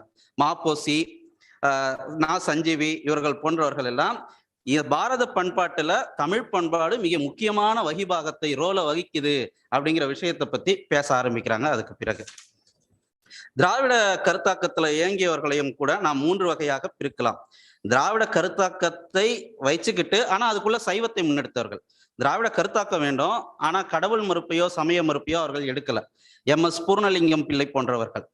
திராவிட கருத்தாக்க பின்புலத்தில் வைதிக மறுப்பை முதன்மைப்படுத்தியவர்கள், புலவர் குழந்தை, மயிலை சீனி வெங்கடசாமி போன்றவர்கள். திராவிட கருத்தாக்கத்தை வெகு மக்களிடம் சங்க இலக்கியங்கள் மூலமாக கொண்டு சென்றவர்கள், அறிஞர் அண்ணா, அப்பாதுரை, பாரதிதாசன், அன்பழகன் போன்றவர்கள். இதே போல பொது உடைமை கருத்தாக்கத்திலையும் 3 விஷயங்களை நம்ம பார்க்கலாம். அந்த திராவிட இயக்கத்தினர் சங்க இலக்கியத்தை பொற்காலம் என்று கொண்டாடினார்கள். அப்படி கொண்டாடும் பொழுது இது முழுக்க மீட்புவாதம் என்று சொன்னவர்கள் எஸ் ராமகிருஷ்ணன் போன்றவர்கள். அதன் பிறகு தமிழ் தேசிய அடிப்படையில நாம இதை விளக்கலாம் அப்படின்னு கோவை ஞானி போன்றவர்கள் இந்த சங்க இலக்கியத்தை ஆய்வு செய்தார்கள். இதிலேயே 2 விதமான தன்மை உண்டு பொது உடைமையாளர்களிடையே. சங்கம் இருந்ததா இல்லையா? ஏன்னா சங்கம் இருந்தது என்று ஒற்றுக்கொண்டால் சைவத்தினுடைய ரோலுக்கு அதிக முக்கியத்துவம் வரும். அதனால இல்லை என்று சொல்லக்கூடியவர் ஒருத்தர், ஒரு சார்பினர், இருக்குன்னு சொல்லக்கூடியவங்க ஒரு சார்பினர். தமிழகத்தை சேர்ந்த கோ கேசவன் போன்றவர்கள் சங்கம் என்பது ஒரு கற்பனையாக இருக்கலாம் அப்படிங்கிற மாதிரி பேசுறாங்க. ஆனா ஈழத்தை சேர்ந்த பொது உடைமைவாதிகளான கா சிவத்தம்பி, கா கைலாசபதி போன்றவர்களிடையே அது சங்கம் முழுக்க முழுக்க பொய்யாகவோ கற்பனையாகவோ இருப்பதற்கு வாய்ப்பில்லை. ஏதோ ஒரு அறிவு பாரம்பரியத்தின் தொடர்ச்சியாகத்தான் அது அந்த மரபானது கடத்தப்பட்டு வந்திருக்கும் என்று சொல்கிறார்கள். இவங்க கிட்ட மெல்லிய சைவ ஆதரவு இடையோடுவதாக சொல்றாங்க. ஒரு சிங்கள பேரினவாதத்துக்குள்ள சிங்கள பௌத்த பேரினவாதத்துக்குள்ள வாழும் பொழுது இந்த சூழல்ல அவர்கள் பேசுவதை நாம் புரிந்து கொள்ள வேண்டும். முக்கியமா ஒரு 3-4 பாயிண்ட்டை மட்டும் சொல்லிடுறேன், வேகமா முடிக்க வேண்டியிருக்கு. குறிப்பா சங்கம் என்கிற ஒன்று இருந்ததா இல்லையா அப்படிங்கிறதுலே ஒவ்வொருத்தர் ஒவ்வொரு ஸ்டாண்ட் எடுக்கிறாங்க. தேசிய கருத்தாக்கம் சேர்ந்தவர்கள் ஆரம்ப காலகட்டத்துல சங்கம் என்ற ஒரு அமைப்பே இல்லை, இது முழுக்க கற்பனை என்று சொல்கிறார்கள். ஏன் அப்படி சொல்றாங்கன்னா அதுல ஒரு இது உண்டு. ஒரு ஒட்டுமொத்த இந்தியாவுல தமிழகத்துக்கு மட்டும் ஒரு அடையாளம் இருந்ததுன்னா அங்கே திராவிடம் அல்லது தமிழ் தேசியம் என்கிற உணர்வு மேலோங்கி அது இந்திய தேசியத்தை சிதைத்திடக்கூடாதுங்கிறதுக்காக இந்த மாதிரி ஒரு விஷயமே இங்க இல்லை அப்படின்னு பேசக்கூடிய அளவுக்கு வராங்க. அப்படி பேசியவராக பி.டி. சீனிவாச ஐயங்காரை நாம் பார்க்கலாம். அவர் சொல்றாரு, சங்க செய்யுள் என்பதே ஒரு பொருளற்ற தொடர், முச்சங்கம் நம்புதற்கு இயலாதன. சங்கம் என்பது வரலாற்றில் வலுக்கட்டாயமான திணிப்பு. சங்கம் என்கிற பெயரே சங்க இலக்கியத்தில் இல்லை. அதுவும் இல்லாம சங்ககாலம் போன்ற ஒரு காலத்துல போர் மேகங்கள் சூழ்ந்திருக்கக்கூடிய காலகட்டத்துல சங்கம் என்கிற ஒரு அமைப்பை வைத்து இவர்கள் தமிழ் வளர்த்தார்கள் என்பது நம்புவதற்கு முடியல அப்படின்னு சொல்லும் பொழுது இதற்கு கவுண்டர் அட்டாக் நாம வேங்கடசாமி நாட்டார் போன்றவர்கள் கவுண்டர் அட்டாக் கொடுக்குறாங்க. நீங்க பழைய ஏற்பாடு, எகிப்து சரித்திரம் இதெல்லாம் போய் பாருங்க. அதுல இருக்கக்கூடிய கற்பனைகளை விட இறையனார் களவியல் உரையில் சொல்லக்கூடிய கற்பனைகள் மிக மிக குறைவுதான். அதை மேலை நாட்டார் ஏற்றுக்கொள்கிறார்கள்னா இதையும் ஏற்றுக்கொள்ளலாம் என்று நாசி கந்தையா பிள்ளை லாஜிக்கா அந்த சைவர்கள் அப்படியே ஒரு அறிவியல் பூர்வமான விஷயத்தோட இங்க ஒரு லாஜிக்கா அதை ஏத்துக்கலாம் அப்படிங்கிறதுக்கான ஆதாரத்தை அடுக்கி வைக்கிறார்கள். அதே போல நாம வேங்கடசாமி நாட்டார் சொல்றாரு, சங்கம்ங்கிற பேர் இல்ல, வேற மொழி பேசக்கூடிய நாட்டில இருந்து இந்த தமிழ் பேசக்கூடிய நாட்டுக்கு வராங்க ஒருத்தங்க, பல காலம் ஆயிடுச்சு. இது வரைக்கும் அவங்க வேற மொழியில அப்பா அம்மான்னு கூப்பிட்டு இருந்தாங்க. இப்ப தமிழரோடு கலந்ததுனால இப்பதான் அப்பா அம்மாங்கிற பேரையே சொல்றாங்க. இப்பதான் அவங்க அப்பா அம்மான்னு சொல்றதுனால இதுக்கு முன்னாடி அவங்களுக்கு அப்பா அம்மா இல்லையா? அதுபோல சங்கம்ங்கிற சொல் இல்லையே தவிர்த்து அதற்கு முன்னாடி அவை, பொதியில், மன்றம், கூடல் இது போன்ற சொற்கள் எல்லாம் இருந்தன. அது சங்க இலக்கியத்திலே இருக்கு. இறையனார் களவியல் உரையில நீங்க பாத்தீங்கன்னா இறையனார் களவியல் உரையில் சொல்லக்கூடிய அரசர்களும் புலவர்களும் சங்க இலக்கிய பாடல்கள் எழுதியவர்களாக பாடப்பட்டவர்களாக இருக்கிறார்கள். இதற்கு மேல் உங்களுக்கு என்ன சான்று வேணும் அப்படின்னு நாம வேங்கடசாமி நாட்டார் கேட்கிறார். அந்த தேசிய இயக்கத்துல நம்ம பார்த்தோம்னா இது வரைக்கும் நம்ம இன்னும் இப்பவும் கூட அந்த புறநானூற்று பாடல்களை தமிழர்களுடைய வீரமாக பார்க்கக்கூடிய ஒரு தன்மை உண்டு. இந்த விஷயத்தை இந்திய தேசிய விடுதலைக்கு பயன்படுத்த முடியும் அப்படின்னு முதல்ல நினைத்தவர் பாரதியார். அவர் அந்த தன் மகன் புறமுதுகிட்டு ஓடினான் என்றால் அவனுக்கு பால் தந்த என்னுடைய உறுப்பை அறுத்திருவேன்னு சொல்றாங்க இல்லையா, அந்த பாட்டை எடுத்து வச்சுட்டு இது போன்ற சிந்தனை இந்திய நாட்டு மக்களுக்கு ஏற்பட்டால் அல்லவோ நம் இந்தியா இந்த அந்நிய ஏகாதிபத்தியத்திலிருந்து விடுதலை பெறும் அப்படிங்கிற விஷயத்த சொல்றார். இதோட செந்தமிழ் இதழில் ராகவையங்கார் அவர் எழுதுறார் ஒரு கட்டுரை, வீரத்தாய்மார் அப்படின்னு சொல்லி. ஜப்பானுக்கும் ரஷ்யாவுக்கும் இடையே போர் நடக்குது. அந்த போரை பத்தி விவரிக்கும் பொழுது நடுவுல புறநானூற்று பாடல்களை ஆதாரமாக காட்டுகிறார். நம்ம பழந்தமிழ் நாட்டிலும் இது போன்ற வீரத்தாய்மார் இருந்தாங்கன்னு மூதில் முல்லை துறையில வரக்கூடிய பாடல்கள்லாம் எடுத்து காட்டுறாரு. இதெல்லாம் படித்து முடித்து இதற்கு ஒரு பதில் கடிதம் எழுதுகிறார் பாரதியார். அப்ப பாரதியார் குறிப்பிடக்கூடியது ஒரு விஷயம், நான் பாராட்ட வருவது உங்களுடைய பாண்டித்யத்தை அல்ல, அது உலகம் அறியும். நான் பாராட்ட இருப்பது உங்களிடையே எழுந்திருக்கக்கூடிய ஸ்வதேச பக்தியை அப்படிங்கிற ஒரு விஷயத்த சொல்றார். அப்ப இந்த பாடல்களை எப்படி அவர்கள் இந்த தேசிய இயக்கத்துக்காக பயன்படுத்தி இருக்கிறார்கள். அதே போல மு ராகவேந்தர் எழுதக்கூடிய ஒரு கட்டுரை பண்டை கைத்தொழில்கள்ங்கிறது. அந்த கட்டுரை எழுதும் பொழுது அவர் பழந்தமிழ் நாட்டுல எப்படியாக கைத்தொழில்கள் இருந்தன, அதை எப்படி நம்முடைய பொருளாதாரத்தை வளப்படுத்தினங்கிற விஷயத்தை பத்தி பேசுறார். பேசும் பொழுது அதை பாராட்டி வஉசி அவர்கள் எழுதுகிறார். ஆங்கிலேயர்கள் நம்ம அடிமைப்படுத்துவதற்கே காரணம் நம்ம கிட்ட இருந்து பொருளாதார சுரண்டலை ஏற்படுத்துவதுதான். அப்ப அவன் பொருளாதாரத்துல கை வைப்போம் அப்படின்னு நினைச்ச வஉசிக்கு இந்த பைண்டை கைத்தொழில்கள்ங்கிறது ஒரு முக்கியமான கட்டுரையாப்பட்டு அவர் இந்த விஷயத்தை தேசபக்தியோட சேர்த்து எழுதுகிறார். அதே போல இந்த வஉசி அவர்கள் கப்பல் சுதேசி கப்பல் வாங்கும் பொழுது இவருக்கு உதவியர்களாக மு ராகவையங்காரினுடைய புரவலரான பாண்டித்துரை தேவரும் பெருமளவுக்கு பணத்தை அவருக்கு கொடுத்து உதவி இருக்கிறாங்க. இப்படி ஒரு டெக்ஸ்ட், இப்படி ஒரே டெக்ஸ்ட் சைவர்களுக்கும் உதவி இருக்கு, இன்னொரு பக்கம் இந்த பக்கம் தேசிய இயக்கத்தினும் தங்களுக்கு சார்பாக பயன்படுத்தி இருக்கிறார்கள்ங்கிறத பார்த்துக்கலாம். அதே போல நில எல்லையை சங்க இலக்கியம் குறிப்பிடும் பொழுது வடாது பணிபடு நெடுவரை வடக்கும் அப்படின்னு சொல்லிட்டு கன்னியாகுமரி வரைக்கும், இமயமலையில இருந்து கன்னியாகுமரி வரைக்கும் சொல்லும் பொழுது இதை தேசிய இயக்கத்தினர் எடுத்துக்கொண்டு பாத்தீங்களா, சங்க புலவர்களே இந்திய தேசியவாதிகள் தான். இமயமலை தொடங்கி கன்னியாகுமரி வரை இருக்கக்கூடிய விஷயத்த அவங்க சொல்லி இருக்கிறாங்க. இதை மறைமலையடிகள் எடுத்துக்கிறார் ஒரு நூல்ல எடுத்துக்கிட்டு, பாருங்க நாம இமயமலை வரைக்கும் நாம் இருந்திருக்கிறோம், ஆரியருடைய வரவுக்கு பிறகு கொஞ்சம் கொஞ்சமா நகர்ந்து நாம் இது வரைக்கும் வந்துட்டோம். ஒரே பாடல் இருவேறு அர்த்தங்கள். இதுதான் இந்த வரலாற்று எழுதல் இருக்கக்கூடிய அந்த போக்குகள் அப்படிங்கிறது. அதே போல பண்டைய தமிழ் குடிகள் அவர்கள் தமிழ் குடிகளா அல்லது வட இந்தியாவிலிருந்து வந்தவர்களா அப்படிங்கிற ஒரு டிஸ்பியூட்டை ஏற்படுத்துறாங்க ராகவையங்காரம் மு ராகவையங்காரம். வேலிர்கள் அவங்க தான் பழங்குடிகள்னு சொல்லுவோம். சேர சோழ பாண்டியர்களையே வம்பவேந்தர்னு சங்க இலக்கியத்துல சொல்லுவோம். அந்த வேலிர்கள் துவாரகாபதி, குஜராத்ல இருக்கக்கூடிய துவாரகாபதியிலிருந்து வந்த கண்ணன் வழி வந்தவர்கள், எதுகுல வம்சத்தினர் அப்படிங்கிற விஷயத்த நச்சினார்க்கனியர் உரையை மேற்கோள் காட்டி ராகவையங்கார் எடுத்து சொல்றாங்க. இதற்கு மறுப்பெல்லாம் திராவிட இயக்கத்தினர் எழுதுறாங்க. அதே போல பாண்டியர்களே பாண்டவர்களுடைய வம்சாவழியினர் என்றும் துரோணர்களுடைய வம்சாவழியினர் தான் தொண்டையர் மரபினர் என்றும் கட்டுரைகளை எழுதியிருக்கின்றனர். இந்த மு ராகவையங்காரும் ராகவையங்கார் அவர்களும் கட்டுரை எழுதியிருக்கின்றனர். ஒரு இடத்துல அவங்க சொல்றாங்க, கோசர் வடநாட்டினர் தான், மோரியரும் வடநாட்டினர் தான். மோரியர் தமிழ் மன்னனான மோகூர் மன்னன் மீது படையெடுத்து வருகிறான். தமிழ் மன்னனான மோகூர் மன்னனுக்கு உதவி செய்வதற்காக கோசர் என்கிற வடநாட்டை சார்ந்து இங்க தமிழ்நாட்டுல குடியேறியவர்கள் உதவி வடநாட்டுக்காரங்களே எழுதிக்கிறாங்க. அப்ப இங்க ஆரியம் திராவிடம் என்பதெல்லாம் கிடையாது, இங்க எல்லாரும் ஓர் குடிதான், எல்லாரும் ஓர் மக்கள் தான் என்று சொல்றாங்க. மயிலை சீனி வெங்கடசாமி இதை மறுத்து கோசர்கள் வடநாட்டு குடிகள் அல்ல, அவர்கள் தமிழ் குடிகளேன்னு ஒரு மறுப்பு கட்டுரையும் எழுதுறார். இப்ப அந்த வரலாறு எழுதுதல் இருக்கக்கூடிய சிக்கல்கள் இந்த மாதிரியாக இருக்கிறது. திராவிட இயக்கத்தை எடுத்தீங்கன்னா சைவமும் திராவிட சங்கத்தை ஏற்றுக்கொள்கிறது, திராவிட இயக்கமும் சங்கம் என்கிற இருப்பை ஏற்றுக்கொள்கிறது. ஆனால் திராவிட இயக்கம் சைவத்துக்கான ஒரு வகிபாகத்தை கொடுப்பது கிடையாது. அது தமிழ் என்ற அடையாளத்தோடு அவர்கள் நிறுத்தி விடுகிறார்கள். அதே போல மயிலை சீனி வெங்கடசாமி அவர்கள் இந்த காலகட்டம் என்பது மிக நீண்ட காலகட்டம், சங்க காலகட்டம் போது அவர் சுமேரிய அரசர்களின் சராசரி ஆட்சி காலத்தையும் தமிழ்ச்சங்க அரசர்களின் சராசரி ஆட்சி காலத்தை எடுத்து சொல்லி, அதை விட இது 2 மடங்கு 3 மடங்கு இருக்கு, அந்த சுமேரியர்களின் சராசரி ஆட்சி காலத்தையே மேலை நாட்டார் ஏற்றுக்கொண்டார்கள், அப்ப தமிழர்களுடைய சராசரி ஆட்சி காலத்தை ஏற்றுக்கொள்வதில் உங்களுக்கு என்ன பிரச்சனை அப்படிங்கிற கேள்வியை வைக்கிறார். அதே போல வச்சிரானந்தி தான் கிபி 470 தமிழர் சங்கத்தை தொடங்குறாரு. அந்த சங்கத்தில் தான் சங்க இலக்கிய பாடல்கள் அரங்கேற்றப்பட்டன தேசிய இயக்கத்தினர் சொல்லும் பொழுது மயிலை சீனி வெங்கடசாமி மறுப்பு எழுதுறாரு. ஏன்பா, அவர்கள் துறவிகள் காதலையும் வீரத்தையும் போற்றி பாராட்டும் விதத்தில் போய் பாட்டு எழுதியிருப்பாங்களா, அதை வளர்த்திருப்பாங்களா, அப்படிலாம் அந்த சங்க பாடல்கள் என்பது தொன்மையானது தானே அப்படிங்கிற ஒரு விவாதத்தை அவர் வைக்கிறார். அதே போல கடல்கோளை உறுதிப்படுத்துவதிலும் அப்பாதுரை அவர் முக்கியமானவர், மயிலை சீனி வெங்கடசாமி. ஏன்னா இறையனார் கலவியல், சிலப்பதிகாரம் இதெல்லாம் கடல்கோள் நிகழ்வுகள் வருது, இதெல்லாம் நடக்குமா அப்படின்னும் பொழுது இன்னைக்கு அதெல்லாம் உறுதிப்படுத்தக்கூடிய தன்மைகள் வந்திருக்கு, அன்னைக்கு இல்லை. ஆனா அப்போ கடல் கொண்ட தென்னாடு அப்படிங்கிற ஒரு நூலையே அப்பாதுரையார் அவர்கள் எழுதியிருக்கிறார்.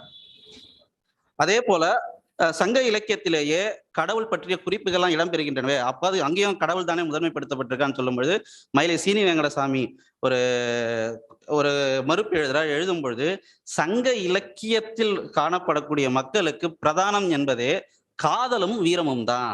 அங்க கடவுள் பற்றிய குறிப்புகள் காணப்படலாம், கடவுள் வாழ்த்து இடம்பெறலாம், ஆனா அவங்களுக்கு பிரதானம் என்பது காதலும் வீரமும் ஆகிய 2 கண்கள் தான் அப்படிங்கிறத சொல்றாரு. அதே போல இந்த வடநாட்டு படையெடுப்பிலே நிறைய விதமான தன்மை உண்டு. ஆரிய படை கடந்த பாண்டிய நெடுஞ்செழியன், அப்புறம் மூவேந்தர்களும் போய் இமயமலையில தங்களுடைய சின்னத்தை பொறித்தார்கள். சேரன் செங்குட்டுவன் கனக விசையர் தலையில கல்ல சுமத்திட்டு வந்தான்.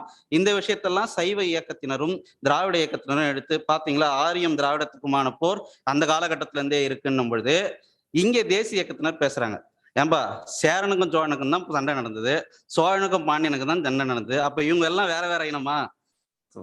தென்னிந்திய இது கன்னியாகுமரியிலிருந்து இமயமலை வரை எல்லாரும் ஒண்ணு.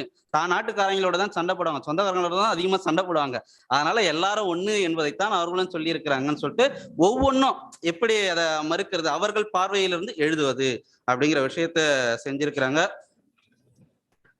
இந்த பொது உடைமை இயக்கத்தினர் மட்டும் இதுல கொஞ்சம் ஏற்கனவே சொன்னதுல இருந்து சில விஷயங்கள்ல மாறுபடுறாங்க. தேசிய இயக்கம் நாட்டு விடுதலையை பிரதானமா பற்றியும் அப்புறம் ஒட்டுமொத்த ஒற்றுமையை பிரதானப்படுத்தியும் எழுதப்பட்டது. திராவிட இயக்கம் பண்பாட்டு விடுதலையை மையப்படுத்தி எழுதியது. மார்க்சிய இயக்கமோ நாட்டு விடுதலையோடு கூடிய பொருளாதார விடுதலையை வலியுறுத்தும் வகையில சங்க இலக்கியத்தை எப்படி பயன்படுத்தலாம் அப்படின்னு பார்த்தாங்க. வர்க்க அடிப்படையில் தான் மார்க்சியர்கள் ஆய்வு செய்தனர். சில சமயம் வரலாற்று தேவை கருதி நாட்டு அடிப்படையிலோ இன அடிப்படையிலோ தேசிய இயக்கத்தினரும் திராவிட இயக்கத்தினரும் ஆய்வு செய்தால், மார்க்சியர்கள் வர்க்க அடிப்படையில் ஆய்வு செய்தனர். சங்க இலக்கியங்கள் மூலம் அறிய வரக்கூடிய சமூக அமைப்புகள் அத ரொம்ப பெருமையாலாம் இவங்க கொள்ளல. ஏன் அந்த சமூக அமைப்புகள் ஏற்பட்டது அப்படிங்கிற தர்க்க ரீதியான கேள்விகளை முன்வைத்து அதற்கான விடைகளை தேட முயன்றனர். அதனுடைய சிறப்பு அம்சமாக தான் கடைசியா இந்த சிவத்தம்பி ஐயா அவர்கள் எப்படி இந்த திணை கோட்பாடு, தமிழகத்தினுடைய திணை கோட்பாடு, சங்க இலக்கியத்தினுடைய திணை கோட்பாடு உலகளாவிய உற்பத்தி முறையோடு ஒத்து போயிருக்கு அப்படிங்கிற விஷயத்த மிக விரிவாக பதிவு செய்தார். அதே போல இந்த போரை எல்லாம் தேசிய இயக்கமும் திராவிட இயக்கங்களும் கொண்டாடின. ஆரிய படை கடந்த பாண்டியன் எழுஞ்சை அன்றே வென்றான் அப்படின்னு திராவிட இயக்கத்தினர் பேசும் பொழுது, தேசிய இயக்கத்தினர் இந்த வீரத்தாய்மார் போன்ற விஷயங்களை பேசும் பொழுது, போர் என்பது ஏன் அப்படிங்கிற கேள்வியை மார்க்சிய இயக்கத்தினர் முன்வைத்தனர். போர் என்பது மக்களை சுரண்டுவதற்காகத்தான். ஒரு நாட்டு மக்கள் கிட்ட இருந்து பொருளை சுரண்டி இன்னொரு நாட்டுக்கு எடுத்துட்டு வர போற, அது வீரம் என்பதை தாண்டி சுரண்டல் என்பது அதுக்குள்ள இருக்கு.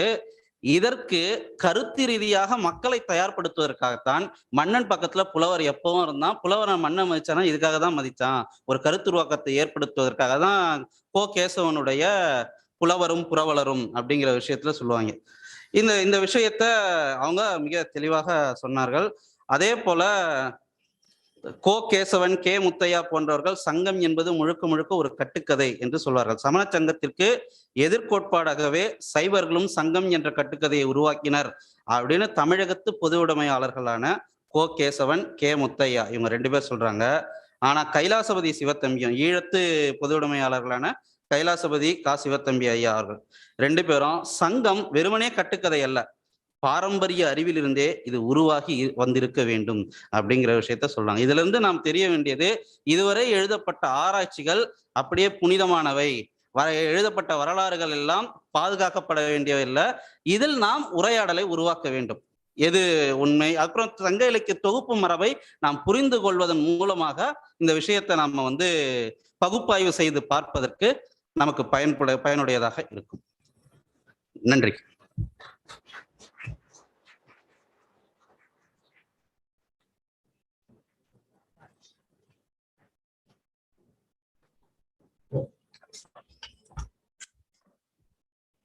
அனைவருக்கும் வணக்கம்.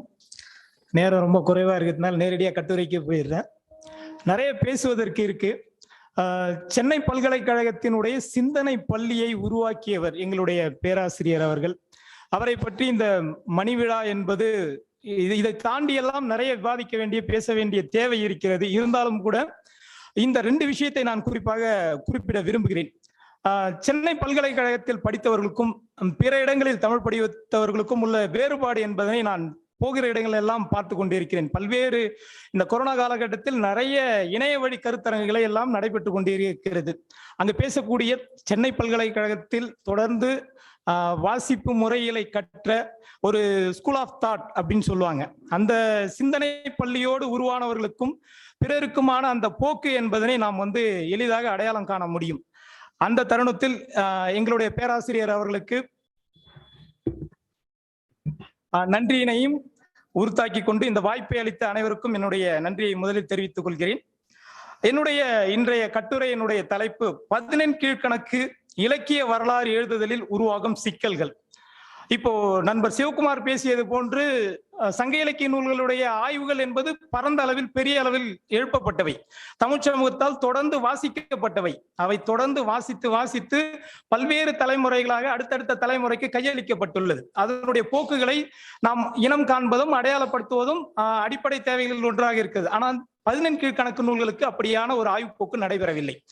தமிழகத்தில் மிக சொற்ப அளவிலே தான் அந்த ஆய்வுகள் மீண்டும் மீண்டும் முன்னெழுப்பப்பட்டு இருக்கின்றன. குறிப்பாக 1930களில் இருந்து இலக்கிய வரலாறு அப்படின்ற பேர்ல எழுதப்படக்கூடிய அந்த இலக்கிய வரலாறு, குறிப்பாக பேராசிரியர் காசு பிள்ளை அவர்கள் எழுத தொடங்கிய அந்த இலக்கிய வரலாறுகள் கிட்டத்தட்ட 50க்கும் மேற்பட்ட இலக்கிய வரலாறுகள் தமிழில் வந்திருக்கிறது.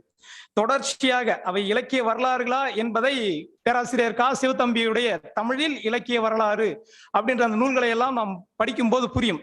அவையெல்லாம் தொடர்ந்து ஒரு கையேடு போன்று, ஒரு படிக்கக்கூடிய மாணவர்கள் ஒரு நோட்ஸ் போன்று திரும்ப திரும்ப கையளிக்கப்பட்டு வந்திருக்கக்கூடிய அந்த இலக்கிய வரலாறுகள் 50க்கும் மேற்பட்டது. குறிப்பா பூவண்ணன், பாக்கியமேரி, தமிழண்ணல், மூவா, மதுசா விபுலானந்தம், அடைக்கலசாமி, இப்படி எண்ணற்ற இலக்கிய வரலாறுகள் தமிழ் எழுதி இந்த 19ஆம் நூற்றாண்டிலும் 20ஆம் நூற்றாண்டிலும் நிறைய கையளிக்கப்பட்டிருக்கு. காலையில் சொன்ன மாதிரி திராவிட பிரகாசிகை 1899 உருவாக்கப்பட்ட அந்த திராவிட பிரகாசிகை முதல் இலக்கிய வரலாறாக நாம் கை கொள்ளலாம் என்பது ஆய்வாளர்களுடைய கருத்து. அதனைத் தொடர்ந்து எண்ணற்ற இந்த இலக்கிய வரலாறுகள் எல்லாம் என்ன மாதிரியான கோணத்துல நமக்கு ஒரு புரிதலை ஏற்படுத்துது அப்படின்னா, 1960களுக்கு பிறகு பல்கலைக்கழகங்களிலும் கல்லூரிகளிலும் மாணவர்களுக்கு பாடத்திட்டத்தில் வைக்கப்படுகிறது.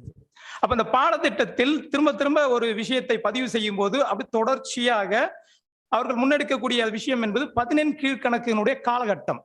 அந்த காலகட்டம் என்பது ஒரு இருண்ட காலமாகவே இலக்கிய வரலாறுகளில் திரும்ப திரும்ப எழுதப்படுகிறது.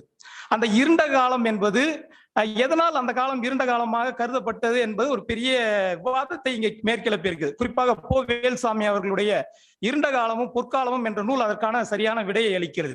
அப்ப சைவ சமயிகளால் உருவாக்கப்பட்ட இந்த இலக்கிய வரலாறுகள் எல்லாமே அப்ப தொடர்ந்து ஒரு ஒற்றை தளத்தில் ஒரு ஒற்றை சிந்தனை போக்கியே இங்க விதைத்து கொண்டு வந்திருக்கிறது தொடர்ச்சியாக. அப்ப இந்த இருண்ட காலம் இதை பள்ளியிலும் இதை கல்லூரிகளிலும் இளங்கலை, முதுகலை, அரசு தேர்வு, போட்டித் தேர்வுகளுக்கு வைக்கப்படக்கூடிய இந்த நூல்கள் எல்லாம் இதையத்தான் பதிவு செய்து வந்திருக்கிறது தொடர்ச்சியாக. அப்ப இதை படித்துவிட்டு இந்த சிந்தனையை உள்வாங்கி வளரக்கூடிய நாமும் அந்த காலகட்டம் குறித்த எந்த விதமான புரிதலும் அது சார்ந்த எந்த விதமான மேலாய்வுகளுக்கும் உள் செல்வதே இல்லை. அப்ப அந்த தளத்தில் தான் இந்த சிக்கல்கள் குறித்து நாம் விவாதிக்கப்பட வேண்டியது அவசியமாகிறது. குறிப்பாக இருவேறு போக்குகளில் இந்த ஆய்வை நம்ம முதன்மைப்பட ஒண்ணு இருண்ட காலம் என்றதை தொடர்ச்சியா பதிவு செய்யறது. அந்த காலகட்டம் கிபி 2ஆம் நூற்றாண்டுல இருந்து கிபி 7 ஒரு புதுமையான இந்த காலகட்டத்துல எழுதப்பட்ட இலக்கியங்களை எல்லாம் நாம் ஒரு இருண்ட காலம், ஒரு சமண பௌத்தத்தினுடைய வருகையின் ஊடாக சமண பௌத்தம் தொடர்ச்சியாக தமிழுக்கு எதிரான ஒரு சிந்தனை போக்கை விதைத்த மாதிரியான இந்த சைவ சமயத்தவர்கள் இலக்கிய வரலாறுகள் தொடர்ந்து புகுத்தி எழுந்து வந்த ஒரு சூழல். இன்னொரு பக்கம் சமண பௌத்தம் வந்த பிறகுதான் தமிழ் சமூகமோ இல்ல தமிழ் சூழலோ மாறியது.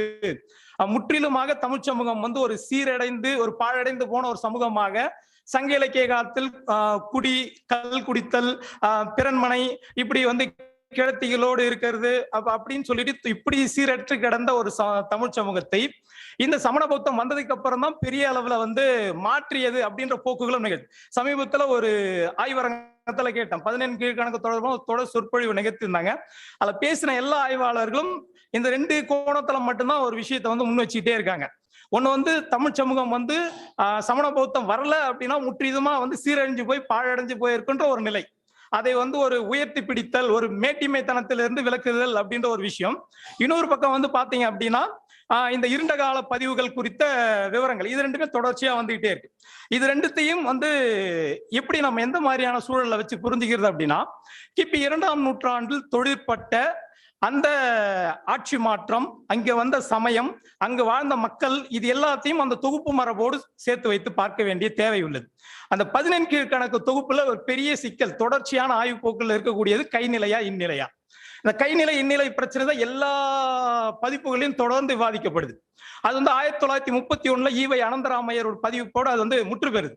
1917 வேதியா பிள்ளை வஉசியுடைய பதிப்பை வந்து வேதியா பிள்ளை பதிப்பிக்கும் போதுல இருந்து வஉசி மேற்கொள்ளக்கூடிய அந்த இந்நிலை அப்படின்ற அந்த நூலை வந்து அவர் பதிப்பித்ததன் ஊடாக தொடர்ந்து தமிழ் இலக்கிய போக்குகள்ல 14 கீழ்கணக்கு குறித்து கைநிலையா இந்நிலையா, அந்த வெண்பா பாடல் ஏற்படுத்தக்கூடிய சிக்கல் 3 விதமாக அந்த வெண்பா பாடலை பொருள் கொள்ளுதல். கைநிலையவாம் கீழ்கணக்கு அப்படின்றதோடு இந்நிலையோடு அப்படின்னு சேர்த்து கொள்ளக்கூடிய அந்த நிலையை திரும்ப திரும்ப திரும்ப எல்லா இடங்களிலும் ஆய்வாளர்களும் ஆய்வு போக்குகளிலும் எல்லா இலக்கிய வரலாறுகளிலும் 14 கீழ்கணக்கு குறித்து பேசப்படக்கூடிய பாடுபொருளாக இவை மட்டுமே நமக்கு வந்து ஒரு பொருள்கோடல் மரபை புகுத்துகிறது. இதுல இருந்து மாறுபட்ட நிலையை நாம் உள்வாங்க வேண்டுமானால் அந்த காலகட்டம் ரொம்ப முக்கியமானது.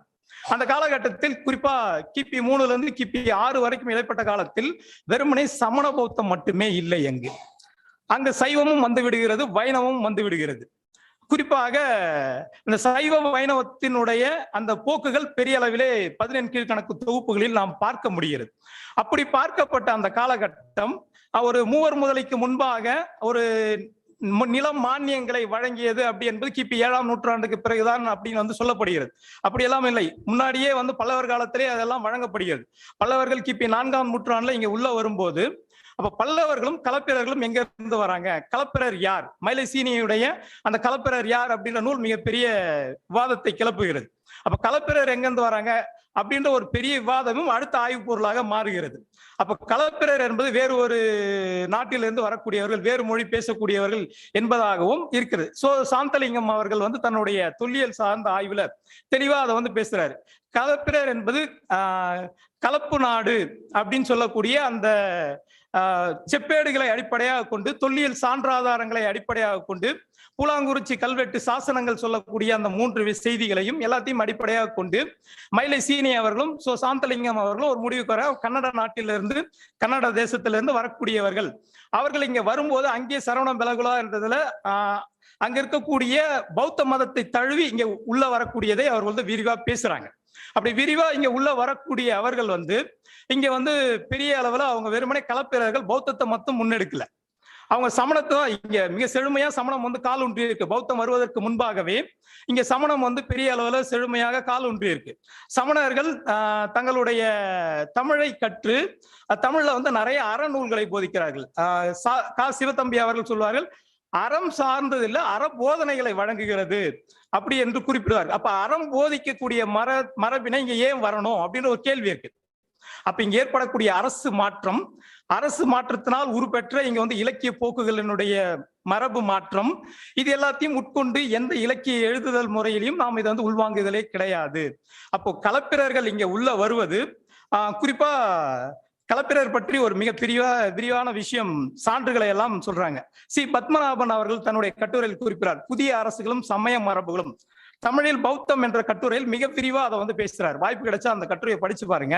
அதுல களப்பிரரை பத்தி என்னென்ன இலக்கிய சான்றுகள் அப்படின்றது, பௌத்த துறவியான புத்ததத்தர் அவர் வந்து வினய விதிச்சய அப்படின்ற அந்த நூல்ல வந்து குறிப்பிடுறார். ஒரு விக்ராந்தன், அச்சுத விக்ராந்தன் அப்படின்ற ஒரு பௌத்த மன்னன், ஒரு களப்பிரத்தை பௌத்தத்தை தழுவிய மன்னன் வந்து இங்க வரான். வேள்விக்குடி செப்பேடு, கன்னட நாட்டில இருந்து வந்த கலப்பப்பு நாடு, அந்த நாட்டில இருந்து வந்தவர்களை களப்பிரர்கள் என்று அடையாளப்படுத்துது. பூலாங்குறிச்சி கல்வெட்டு ஒரு முறையான நிர்வாக வசதிக்காக இதையெல்லாம் அவர்கள் தொடர்ச்சியா கட்டமைக்கிறாங்க. களப்பிரர்கள் இங்க வந்து ஒரு நிர்வாக வசதி, ஒரு தமிழ்நாட்டுல ஒரு அரசு உருவாக்கம், அந்த அரசு உருவாக்கத்திலிருந்து ஏற்பட்ட ஒரு பெருநகர வளர்ச்சி, இது எல்லாம் வந்து அவங்களுக்கு ஒரு போதனை முறையை வழங்கப்பட வேண்டிய தேவையாக இருக்கிறது. அப்ப அந்த போதனை முறையிலிருந்து இந்த இலக்கிய அற இலக்கிய போக்குகளை எல்லாம் இங்கே உள்ள உருவாக்குறதலாக இந்த தொகுப்பு மரபில் நாம் பார்க்க முடிகிறது. அது குறிப்பாக அந்த நிர்வாக முறை என்பது ஒரு முடியாட்சி முறையினை அறிமுகப்படுத்தக்கூடிய முதலாவது தமிழின சாசனமாக அந்த பூலாங்குறிச்சி கல்வெட்டு நமக்கு தொடர்ச்சி, அது 4 கல்வெட்டுகள் கிடைக்கிறது. அந்த கல்வெட்டுகள்ல இருந்து தொடர்ச்சியாக இந்த சான்றாதாரங்களை எல்லாம் முன்வைக்கிறார்கள். அப்படி வழங்கக்கூடிய இந்த களப்பிரர்கள் என்பவர்கள் ஒரு பக்கம் இங்க சைவமும் சமணத்துக்கும் களப்பிர மன்னர்கள் நிதி அளிக்கிறாங்க, கொடை அளிக்கிறாங்க.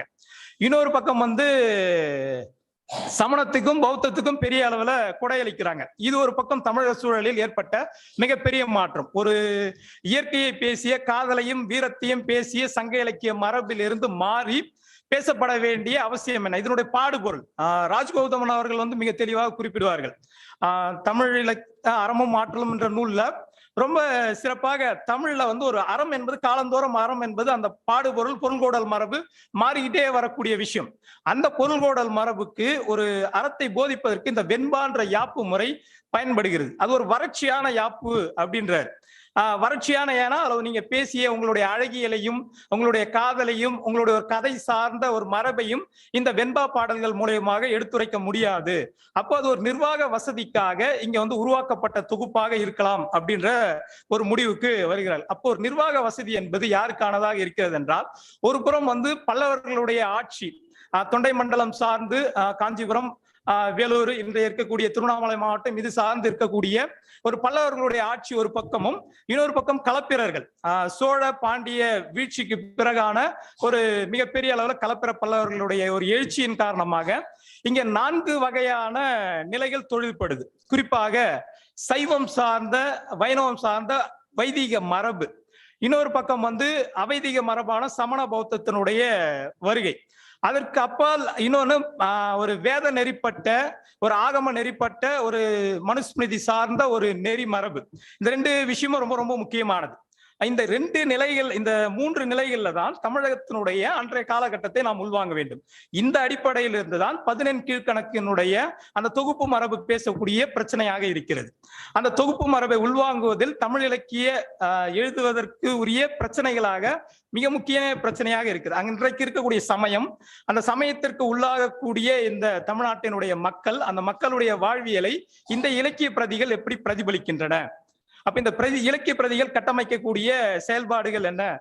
காலையில பேராசிரியரா மங்கை அவர்கள் ஒரு கேள்வி எழுப்பினாங்க.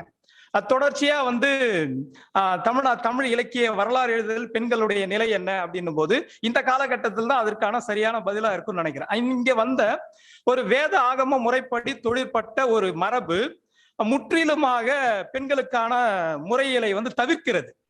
குறிப்பாக திருக்குறள்ல இருந்து அந்த பிரச்சனையை திருக்குறளும் விதிவிலக்கு இல்லை அப்படின்றாங்க.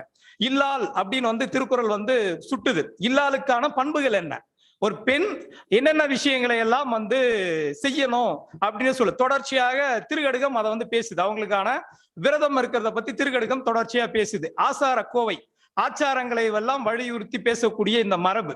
அப்ப இந்த விஷயம் இங்க இருக்கக்கூடிய பெண் சார்ந்த புரிதலையும், பெண்கள் இந்த ஏன்னா சங்க இலக்கியத்துல 50க்கும் மேற்பட்ட பெண்பார் புலவர்களுடைய பெயர்களை எல்லாம் நாம் கேள்விப்படுறோம். அப்ப அதுக்கப்புறம் இருக்கக்கூடிய காலகட்டத்துல என்னவா இருக்குன்றது ஒரு பெரிய பிரச்சனை. இது ஒரு பக்கம். இன்னொன்னு, சமண பௌத்தம் வந்ததுனாலதான் இங்க எல்லாமே எதுவுமே இல்லாம போச்சுன்ற ஒரு போக்கின் திரும்ப திரும்ப பதிவு பண்றோம். ஆனா சமண பௌத்தம் சிலப்பதிகாரத்துல மணிமேகலையும் மிக செழுமையா பெண் பாத்திரங்களை எல்லாம் நமக்கு சித்தரிச்சிருக்கு. அதை நம்ம மறுதளிக்க முடியாது, எங்கேயுமே மறுதளிக்க முடியாது. இந்த இரு போக்குகளை எப்படி நாம் இலக்கிய வரலாறுகளில் இருந்து இந்த சிக்கல்கள் எல்லாம் மீட்டு உருவாக்கம் செய்வது என்பது ரொம்ப முக்கியமானது. இதை இந்த களப்பிரருடைய வருகையும் பல்லவர்களுடைய இந்த நிகழ்ச்சிகள் எல்லாம் யுவான் சுவாங்கினுடைய அந்த குறிப்புகளும், சீன பயணியான அவனுடைய குறிப்புகளும் உறுதி செய்கின்றன. பல்லவர்கள் குறிப்பா நமக்கு ஒரு பெரிய இருக்கு. பல்லவர்கள் வந்ததுக்கு அப்புறம் தான் பெரிய அளவுல சமண பௌத்தத்தினுடைய விஷயம். ஆனா எந்த ஆதாரமும் கிடையாது. பல்லவர்கள் முற்றுமுழுதாக சைவத்தை தான் வலியுறுத்துறாங்க. சிவ சின்னமான நந்தியைத்தான் அவர்களுடைய கொடியில இருக்கு. அப்ப அவர்கள் ஒரே ஒரு இடத்துலதான் பல்லவர்கள் சொல்றாங்க, மாபல்லிபுரத்துல இருக்க ஆதி வராக குகை கோயிலினுடைய சாசனம், அந்த கோயிலுடைய சாசனம் ஒன்றுல மட்டும்தான் சொல்லுது திருமாலினுடைய 10 அவதாரத்துல ஒரு அவதாரம் புத்தர். அதனால பல்லவர்கள் எங்கேயுமே பௌத்தத்தை ஏற்றுக்கொள்ளவே இல்லை. பௌத்தம் என்பது சமணத்துக்கு பின்னாடி வந்த ஒரு மதமாகும். அதே சமயம் நகரத்திலே மட்டுமே, காஞ்சிபுரம் போன்ற நகரங்களில் மட்டுமே, சோழ நாட்டில் இருக்கக்கூடிய அந்த நகரங்களில் மட்டுமே மையமிட்டு இருந்தது. ஆனா சமணம் கிராமப்புறங்களிலும் எல்லா இடங்களிலுமே நீக்கமர இருந்து தமிழ் கற்றுக்கொண்டார்கள். சமணர்கள் தமிழ் கற்றுக்கொண்டார்கள். அதுக்கப்புறம் இந்த மொழி சார்ந்த பிரச்சனை பல்லவர் காலத்தில் தான் பெரிய அளவுல முன்னெடுக்கப்படுது. குறிப்பாக சமஸ்கிருதமும் பிராகிருதமும் பெரிய அளவுல இங்க மொழியாக ஆட்சி செய்ய ஆரம்பிக்கிறது. அப்ப அந்த காலகட்டத்துல தான் நமக்கு இந்த எல்லா விதமான இந்த ஆச்சாரங்களை வலியுறுத்தக்கூடிய, வேத ஆகம முறையை வலியுறுத்தக்கூடிய இந்த நூல்கள் எல்லாம் இங்க முன்னெடுக்கப்படுது. அதுக்கு உதாரணம் ஆசாரக்கோவை. ஆசாரக்கோவை முற்றுமுழுதாக வடமொழி சார்ந்த எல்லா நூல்களுடைய தழுவலாகத்தான் நீங்க வந்து ஆசார கோவை வந்து எழுதி கையளிக்கப்படுகிறது. ஆசார கோவையில சொல்லக்கூடிய அத்தனை ஒழுக்கங்களையும் அப்படிதான் நாம் வந்து புரிந்து கொள்ள வேண்டிய தேவை இருக்கிறது. அதுக்கப்புறம் வந்து இதுக்கு இன்னொரு பெரிய ஆதாரமாக இங்க சைவ வைணவம் இருந்ததற்கான ஆதாரம் சூவேவும் தன்னுடைய கட்டுரையில குறிப்பிடுறார். வைணவம் அப்படின்ற அவருடைய அறநெறிக்கால இலக்கியங்களில் வைணவம், பலராமன் வழிபாடு, இந்த 2 கட்டுரை வந்து ரொம்ப முக்கியமா இருக்கு. நான்மணிக்கடிகை அவர் குறிப்பிடுறதுல ஒரு கேள்வி எனக்கு வந்து தொடர்ச்சியா இருக்கு. இந்த கடவுள் வாழ்த்து பாயிரங்கள் இதன் அடிப்படையாக மட்டுமே நாம் வந்து ஒரு பிரதியை முற்றுமுழுதாக ஒரு சமயம் சார்ந்த பிரதியாக கட்டமைக்க முடியுமா அப்படின்ற ஒரு கேள்வி இருக்கிறது. தொடர்ந்து நான்மணிக்கடிகைக்கு எழுதப்பட்ட, திருக்கடிகத்துக்கு எழுதப்பட்ட 14 கீழ்கணக்குகள் எல்லாம் அறம் சார்ந்த நூல்களுக்குள்ள இருக்கக்கூடிய இந்த பாயிர செய்தியும் கடவுள் வாழ்த்தும் அந்த வைணவத்தையும் சைவத்தையும் திரும்ப திரும்ப பௌத்த சமணத்தையும் இந்த 4 மதங்கள் இங்க தொழிற்பட்டதை வந்து நமக்கு வந்து சான்றாதாரமா இருக்கு. கடவுள் வாழ்த்தையும் பாயிரத்தையும் நீக்கிட்டோம் அப்படின்னா அந்த நூல்களுக்குள்ளாக இருக்கக்கூடிய சில சான்றுகளையும் சூவே அவர்கள் குறிப்பிடுறார். அது இல்லாம இன்னொரு தளத்துல வந்து பலராமன் வழிபாட்டு அப்படின்றதுல நான்மணிக்கடிகையும் அந்த செய்தியை வந்து குறிப்பிடுறதா சொல்றாரு. நாலடியார்ல 92வது பாட்டும் கண்ணனை வந்து ராமன் வழிபாடு, அதே போல பழமொழி 400ல மகாபாரத ராமாயணம் சார்ந்த குறிப்புகள் இருக்கிறதையும் சொல்றாரு. அப்ப இதெல்லாம் அடிப்படையா கொண்டு வைணவம் அந்த காலகட்டத்துல இங்க வந்து உள்ள வந்து இயங்கி இருக்கு. அப்போ ஒரு பக்கம் அவைதிக மதமான சைவ வைணவம் ஒரு பக்கமும், இன்னொரு பக்கம் வைதிக மதமான சைவ வைணவம் ஒரு பக்கம், அவைதிக மதமான சமண பௌத்தம் ஒரு பக்கமும், இன்னொரு பக்கம் வேறொரு தளத்திலிருந்து தமிழகத்திற்குள்ள அந்த இயற்கை நெறியை மீறிய ஒரு கலப்பிற பல்லவர்களுடைய ஆட்சி, இது எல்லாத்தையும் சேர்த்து இந்த 14 கீழ்கணக்கு தொகுப்பினை நாம் வந்து உள்வாங்கிக் கொள்ள வேண்டும்.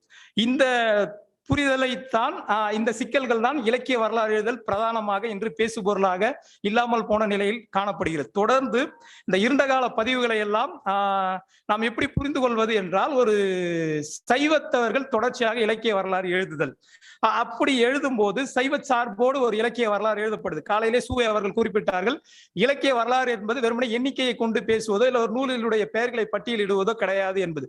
ஒரு சமூக இயங்கியலோடு ஒரு சமூகத்தை சார்ந்த ஒரு மக்களுடைய வாழ்வியலை பிரதிபலிக்கக்கூடியதாக இன்றைய இலக்கிய வரலாறுகள் எழுதப்படுவதில்லை. இப்ப சமீபத்துல அது மிகப்பெரிய சான்றாக 2013 வெளியிட்ட இந்த புதிய தமிழ் இலக்கிய வரலாறு, சிற்பி அவர்களுடைய சாகித்ய அகாடமி விருது ஒரு குழுவை அமைத்து இந்த இலக்கிய வரலாறு 3 வால்யூமும் வெளியிட்டு இருக்காங்க. இந்த 3 வால்யூமும் முதல்லயே தொடக்கத்துல முன்னுரையில பேசும்போது இந்த இலக்கிய வரலாறு மற்ற இலக்கிய வரலாறுகள்ல இருந்து எப்படி மாறுபட்டு ஒரு புதிய கோணத்துல இலக்கிய வரலாறு படைக்குது. ஒவ்வொரு கட்டுரைகளும் ஒரு தனித்தனி நபர்களால் எழுதப்பட்டு தொகுக்கப்பட்ட இலக்கிய வரலாறு இது. ஆனால் இதிலும் கூட 14 கீழ்கணக்கு அப்படின்னு வரும்போது இப்ப சங்க இலக்கியம் குறித்து விரிவான கட்டுரைகள் இதில் இடம்பெறுது. ஆனா 14 கீழ்கணக்கு குறித்து எழுத வரும்போது அதை மீண்டும் அதே துணியில தான் அந்த கட்டுரைகள் எல்லாம் எழுதப்படுகிறது. குறிப்பாக இதுல குறிப்பிடுகிறார், 14 கீழ்கணக்கு குறித்து பேசும்போது, களப்பிரர் வருகை மக்களின் இன்ப வாழ்வில் குறுக்கிட்ட பொழுது ஒழுக்க நெறிகளில் மாற்றம் நேர்ந்தன. களப்பிரர்களுடைய வருகை என்பது மக்களுடைய இன்ப வாழ்க்கையை கெடுக்கிறதா வந்து குறிப்பு எழுதப்படுது. அப்ப அதுதான் இப்ப தொடர்ச்சியா நீங்க எல்லா இலக்கிய வரலாறுகள்லையும் இப்ப கடைசியா நமக்கு ஒரு ஆறுதலா இருந்த இந்த இலக்கிய வரலாறுலையும் கூட நமக்கு இருக்கக்கூடிய பிரச்சனை என்னன்னா, அது ஏதோ மக்கள் வந்து சங்க இலக்கிய காலத்துல ரொம்ப மகிழ்ச்சியா இருந்துட்டு ஏதோ 14 கீழ்கணக்கு களப்பிரர்கள் வந்ததுக்கு அப்புறம் இல்ல சமண பௌத்தம் வந்ததுக்கு அப்புறம் ஏதோ அவங்க வாழ்க்கையில நிர்மூலமாயி சூன்யமாயிட்டா மாதிரியான ஒரு சித்தரிப்பை ஏற்படுத்தக்கூடிய இந்த விஷயத்தை தான் நாம் வந்து 14 கீழ்கணக்கு நூல்களுடைய வரலாறு எழுதியலில் ரொம்ப கூர்ந்து கவனிக்க வேண்டும். அப்ப அந்த நிலையில இருந்தா தொடர்ச்சியா இந்த தொகுப்பு மரபை வந்து நாம் பார்க்க வேண்டியது. இது ஒரு புறம். இன்னொரு புறம் வந்து இந்த இந்நிலை கைநிலை பிரச்சனை தொடர்ச்சியா அது எல்லாருமே 14 கீழ்கணக்கு வாசிக்கிற எல்லாருக்குமே தெரியும். அது அந்த வெண்பா பாட்டை வச்சுக்கிட்டு அதுல இன்னொரு முக்கியமான விஷயம் வந்து உரை மரபு. எல்லா இடங்களிலும் சங்க இலக்கியத்தை பற்றி பேசும்போது அதுல இருக்கக்கூடிய செயல்பட்ட உரை மரபை குறித்து காத்திரமாக பேசக்கூடிய நாம் 14 கீழ்கணக்கு நூலுடைய உரையை பற்றி எங்குமே பதிவு செய்வதில்லை. மூவை அரவிந்தன் கூட உரையாசிரியர்கள் என்ற நூலில் ஒரு சிறு அளவிலான கட்டுரையை மட்டும்தான் முன்வைக்கிறார். அதுவும் என்ன சொல்றாரு அப்படின்னா, அற இலக்கியங்கள் எல்லாத்துக்குமே வந்து ஒரு பழைய உரை இருக்கு, அந்த பழைய உரை ஏலாதியை தவிர இது எல்லாத்துக்குமே பழைய உரை கிடைக்குது, அப்படி அதுவும் எல்லாமே பொழிப்புரையா இருக்கு அப்படின்ற பதிவை வந்து ஏற்படுத்துறாரு. அதுக்கப்புறம் வந்து அவர் திருக்குறளுக்கு 10 பேருடைய உரை கிடைக்குது, நாலடியாருடைய 8 பேருடைய உரை, இப்படி அந்த உரைகளுக்குள்ளேயே செல்லும் போது அப்ப பிற அற இலக்கியங்களில் காணப்படக்கூடிய அந்த உரை மரபை பேசுவது என்பது இலக்கிய வரலாறுகளில் இல்லாத ஒரு விஷயமாகவே இருக்கு. எல்லா இலக்கிய வரலாறுகளும் உரை குறித்து விரிவாக பேசுவதே கிடையாது. அப்படியே பேசினாலும் திருக்குறள் சார்ந்த முறையாகவே இருக்கிறது. அண்ணன் சதீஷ் அவர்கள் பல்கலைக்கழக மானிய குழுவுக்கு தன்னுடைய ஆய்வு திட்டத்தை 14 கீழ்கணக்கு உரைகள் என்றுதான் சமர்ப்பிச்சிருக்காருன்னு நினைக்கிறேன். அது நூலாக்கம் பெறவில்லை. அது ஒருவேளை நூலாக்கம் பெற்றால் தமிழ் சமூகத்தில் 14 கீழ்கணக்கு உரைகள் குறித்த மிகப்பெரிய ஒரு திறப்பை ஏற்படுத்தும் என்று நான் எதிர்பார்க்கிறேன். அந்த உரை மரபு குறித்து பேச வேண்டிய தேவை இருக்கிறது. தொடர்ச்சியாக அந்த உரைகள் வழியாக என்னென்ன மாதிரியான ஆய்வுகளை முன்னெடுக்க வேண்டியது இருக்கு 14 கீழ்கணக்குல அப்படின்ற ஒரு மிகப்பெரிய காத்திரமான ஒரு பணி நம்மிடையே இருக்கிறது. அடுத்து வரக்கூடிய ஆய்வாளர்கள் அதில் ஆய்வுக்கான களங்களாக கொள்ளலாம். அதன் பிறகு ஒரு செழுமையான அந்த 14 கீழ்கணக்குல ரொம்ப முக்கியமான இலக்கிய வரலாறு எழுதியலில் மேறொரு போக்கை கட்டமைக்கிறது.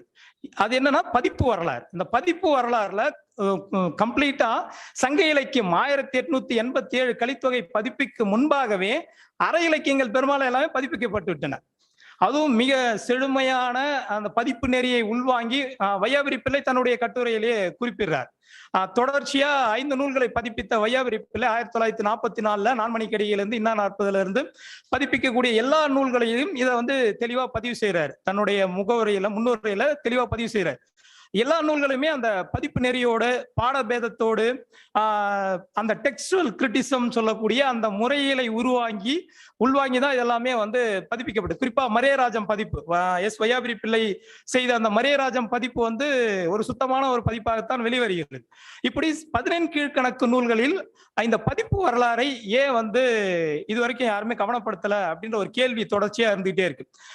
குறிப்பா 1812 திருக்குறள் பதிப்புக்கு பிறகு 1800 எங்ககிட்ட ஒரு பெரிய பட்டியலே இருக்கு, என்னென்ன பதிப்புகள் எல்லாமே வந்துருச்சு அப்படின்ட்டு ஒரு பெரிய கேட்லாக்கே இருக்கு. அதுல பாத்தீங்க அப்படின்னா ஒவ்வொரு நூலுக்கும் குறைந்தது 5 பதிப்புகளாவது வந்திருக்கு. அரை இலக்கியத்தில் இருக்கக்கூடிய அந்த நூல்கள் எல்லாத்துக்குமே 5 பதிப்புகளாச்சு தொடர்ச்சியா அடுத்தடுத்த காலகட்டங்கள வந்திருக்கு. ஆனா இது எதனையுமே உள்வாங்காம சீவைத்தா தொடர்ச்சியா அந்த பிரச்சனையை மேற்கொள்ளப்படுறாரு. முப்பால் என்பது திருக்கடுகம் அப்படின்னு சொல்லிட்டு முன்னுக்கு முரணாக வீர சோழிய பதிப்புரையில சீவைத்தா தொடர்ச்சியா அதை பதிவு பண்றாரு. அவர் தான் அந்த ஆராய்ச்சியை தொடங்குறாரு. முதலாக சீவைத்தா தான் பதிப்புகள் சார்ந்த இன்னும் நிறைய சூடிகள் இருக்கு, அதெல்லாம் பதிப்பிக்கணும் அப்படின்றாரு. ஆனா அவருக்கு அதை எப்படி பார்க்க தவறினான்னு தெரியல. ஆனா நிறைய நூல்கள் அப்பயே பதிப்பிச்சிருச்சு. ஆனா அதே போல ஊவேசா கிட்ட நிறைய சூடிகள் இருக்கு. அவர்கிட்ட திருவாடுதுறை ஆதீனத்துல இருக்கும்போது அவர்கிட்ட நிறைய நூல்கள் இருக்கு. அதே போல ஆறுமுக நாவலர்கிட்டையும் 14 கீழ்கணக்கான சூடிகள் இருக்கு. அவங்க 2 பேரும் ஏனோ அதை பதிப்பிக்கல அப்படின்னு ஒரு கேள்வி இன்னும் வரலாற்றுல நம்ம முன்னாடி இருக்குதான் செய்யுது. அதுக்கு பின்னாடி வையாபுரி பிள்ளை தான் இது எல்லாத்தையும் மிக செழுமையான பதிப்பு. இதுக்கு 2 காரணங்களை நம்ம சொல்லலாம். ஒண்ணு செவ்விலக்கிய தன்மையோடு உள்வாங்கிய சங்க இலக்கியம் சார்ந்த வாசிப்பு முறையும் அதனுடைய இயங்கிலையும் புரிந்து கொண்ட தமிழ் சமூகம் 14 கீழ்கணக்கு நூல்களை புறந்தள்ளுவதற்கான காரணிகள்ல மிக முக்கியமான இந்த இருண்ட கால பதிவுகள் தொடர்ச்சியா இருக்கு. அதுதான் பதிப்பு வரலாற்றிலையும் தொழில்பட்டுள்ளதோ அப்படின்ற ஒரு கேள்வி நமக்குள்ள எழுது. அப்போ தொடர்ச்சியா நான்மணிக்கடிகை உரைப்பாடம் அப்படின்னு சொல்லிட்டு நன்னூல் உரைப்பாடத்தோட சேர்த்து பதிப்பிக்கப்பட்டு இருக்கு. ஊவேசா நூலகத்துல இந்த பதிப்பு எனக்கு கிடைச்சது. 1861 நான்மணிக்கடிகை பதிப்பிக்கப்பட்டுருச்சு. 1861 1872 ஸ்ரீனிவாச ராகவாச்சாரியால உரையுடன் பதிப்பிக்கப்படுது. அந்த உரையோடு சேர்த்து பழைய உரையும் கிடைக்குது. நான்மணிக்கடிகைக்கு பழைய உரையும் கிடைக்குது. பெயரறியப்படாத உரைன்னு சொல்லிட்டு சதீஷன் அவர்கள் குறிப்பிடுவார்கள். அப்படி பெயரறியப்படாத உரையும் நமக்கு கிடைக்குது. இப்படி ஏராளம். அதே போல தொடர்ந்து 1872 ஏசியாட்டிக் பிரஸ் நான்மணிக்கடிகை மூலமும் உரையோடையும் பதிப்பிக்கிறாங்க. அப்ப அது போல தொடர்ச்சியாக நான்மணிக்கடிகை இன்னா 40 1876 சண்முக சுந்தர முதலியாரால் பரிசோதித்து பதிப்பிக்கப்படுகிறது. இந்த மாதிரி இந்த பதிப்பாசிரியர்கிட்ட இருந்துதான் ஏராளமான பிரதிகளை சங்க இலக்கிய பிரதிகளை ஊவேசா போன்றவர்களா வாங்குறாங்க. அப்போ சில இடங்கள்ல உதாரணம் காட்டுறதுக்காக ஊவேசா பயன்படுத்துறாரு. 14 கீழ்கணக்கு நூல்களை எல்லா இடத்துலயும் இந்த சிறுபஞ்ச மூலத்துல இருந்து நிறைய இடத்துல உதாரணங்களை எடுத்து எல்லாம் உரையில மேற்கொள்ளும் போது சொல்றாரு. ஆனா ஏன் அதை பதிப்பிக்கல? நம்ம ஒரு லாவகமா ஒரு கேள்வியை வச்சுட்டு தப்பிச்சிருவோம் ஊவேசா மேல. என்ன அப்படின்னா அவர் தான் பதிப்பிக்க புகுந்த நூல்கள் எல்லாமே முதன்மையான நூலா இருந்தாதான் பதிப்பிச்சாருன்னு. ஆனா சீவ சிந்தாமணி அப்படி கிடையாது. அப்ப அதே போல அவர் பிற்கால நூல்கள்லாம் பதிப்பிக்கல அப்படின்னு சொல்ல முடியாது. நிறைய சிற்றிலக்கியங்களை பதிப்பிச்சிருக்காரு, நிறைய தலபுராணங்களை நிறைய நூல்கள் எல்லாம் பதிப்பிச்சிருக்காரு. அப்போ எல்லா நூல்களையும் ஒரு 100க்கும் மேற்பட்ட நூல்களையும் பதிப்பித்த அவர் இந்த 14 கீழ்கணக்கு நூல்களை ஏன் லாகவமா விட்டுட்டு போனாரு அப்படின்ற ஒரு ஆய்வு இன்னமும் நம்மிடையே கேள்விக்குறியாகத்தான் இருக்குது. இது போன்ற தொடர்ச்சியாக பதினெண் கீழ்கணக்கு நூல்கள் சார்ந்த பதிப்பு சார்ந்தும் உரை சார்ந்தும் இன்னும் முக்கியமான ஆய்வுகள் தமிழில் மேற்கொள்ளப்படவே இல்லை. அப்படி மேற்கொண்டால் தமிழ் இலக்கிய வரலாறு எழுதுதலில் முதன்மையான பங்கினை பதினெண் கீழ்கணக்கு நூல்கள் பெறும். அப்படி எழுதப்படக்கூடிய வரலாறுகளை எப்படி நாம் உள்வாங்கிக் கொள்வது என்பது ஒரு பேராசிரியர் சஞ்சீவி அவர்கள் உருவாக்கிய சங்க இலக்கிய அட்டவணை போன்று தமிழ் இலக்கியத்தில் பதினெண் கீழ்கணக்குக்கு உருவாகவில்லை. அப்படி உருவாக்கப்பட வேண்டிய தேவை நம்மிடையே இருக்கிறது. தொடர்ச்சியாக ஒரு பதிப்பாசிரியர் சார்ந்த வரலாறு, ஒரு உரையாசிரியர் சார்ந்த வரலாறு, ஒரு பரிசோதக ஆசிரியர் சார்ந்த வரலாறு, இப்படி எல்லா தளத்திலையும் இயங்கக்கூடிய அந்த வரலாற்றினையும் உரையாசிரியர் சார்ந்த வரலாற்றினும் ஒரு கால அடைவோடு ஏற்படுத்தப்பட வேண்டிய தேவை சங்க இலக்கியத்தை காட்டிலும் பதினெண் கீழ்கணக்கு இருக்கு. பதினெண் கீழ்கணக்கு நூல்கள்ல ஒரு அடிப்படையான ஆய்வுகளை கடக்க வேண்டிய சூழலை இந்த 21ஆம் நூற்றாண்டிலும் இன்னும் பெரும்பாலான இடங்கள் அப்படியே நம்ம கைவிட்டிருக்கோம். குறிப்பாக சங்க இலக்கியம் வாசிக்கப்பட்டு இப்போ சொன்னாங்க இல்லையா, சங்க இலக்கியத்தில் யானை, சங்க இலக்கியத்தில் மரம், சங்க இலக்கியத்தில் அப்படின்னு சொல்லிட்டு சங்க இலக்கியத்துல ஓராய்வு வேலைகள் எல்லாம் முடிஞ்சிருச்சு. இப்ப சங்க இலக்கியத்தில் 2ஆம் தலைமுறை 3ஆம் தலைமுறை சார்ந்த ஆய்வுகள் மேலெழுப்பப்பட்டு விட்டன. ஆனா பதினெண் கீழ்கணக்கில் அடிப்படையான ஆய்வுகள் கூட இன்னும் முன்னெடுக்கப்படவே இல்லை. அந்த ஆய்வு புரிதலோடு இன்று நாம் இலக்கிய வரலாறு எழுதுதலில் உள்ள சிக்கல்களை உள்வாங்கிக் கொள்ள வேண்டும் என்ற இதோடு என்னுடைய உரையை முடிக்கிறேன். வாய்ப்பளித்தமைக்கு மிக்க நன்றி.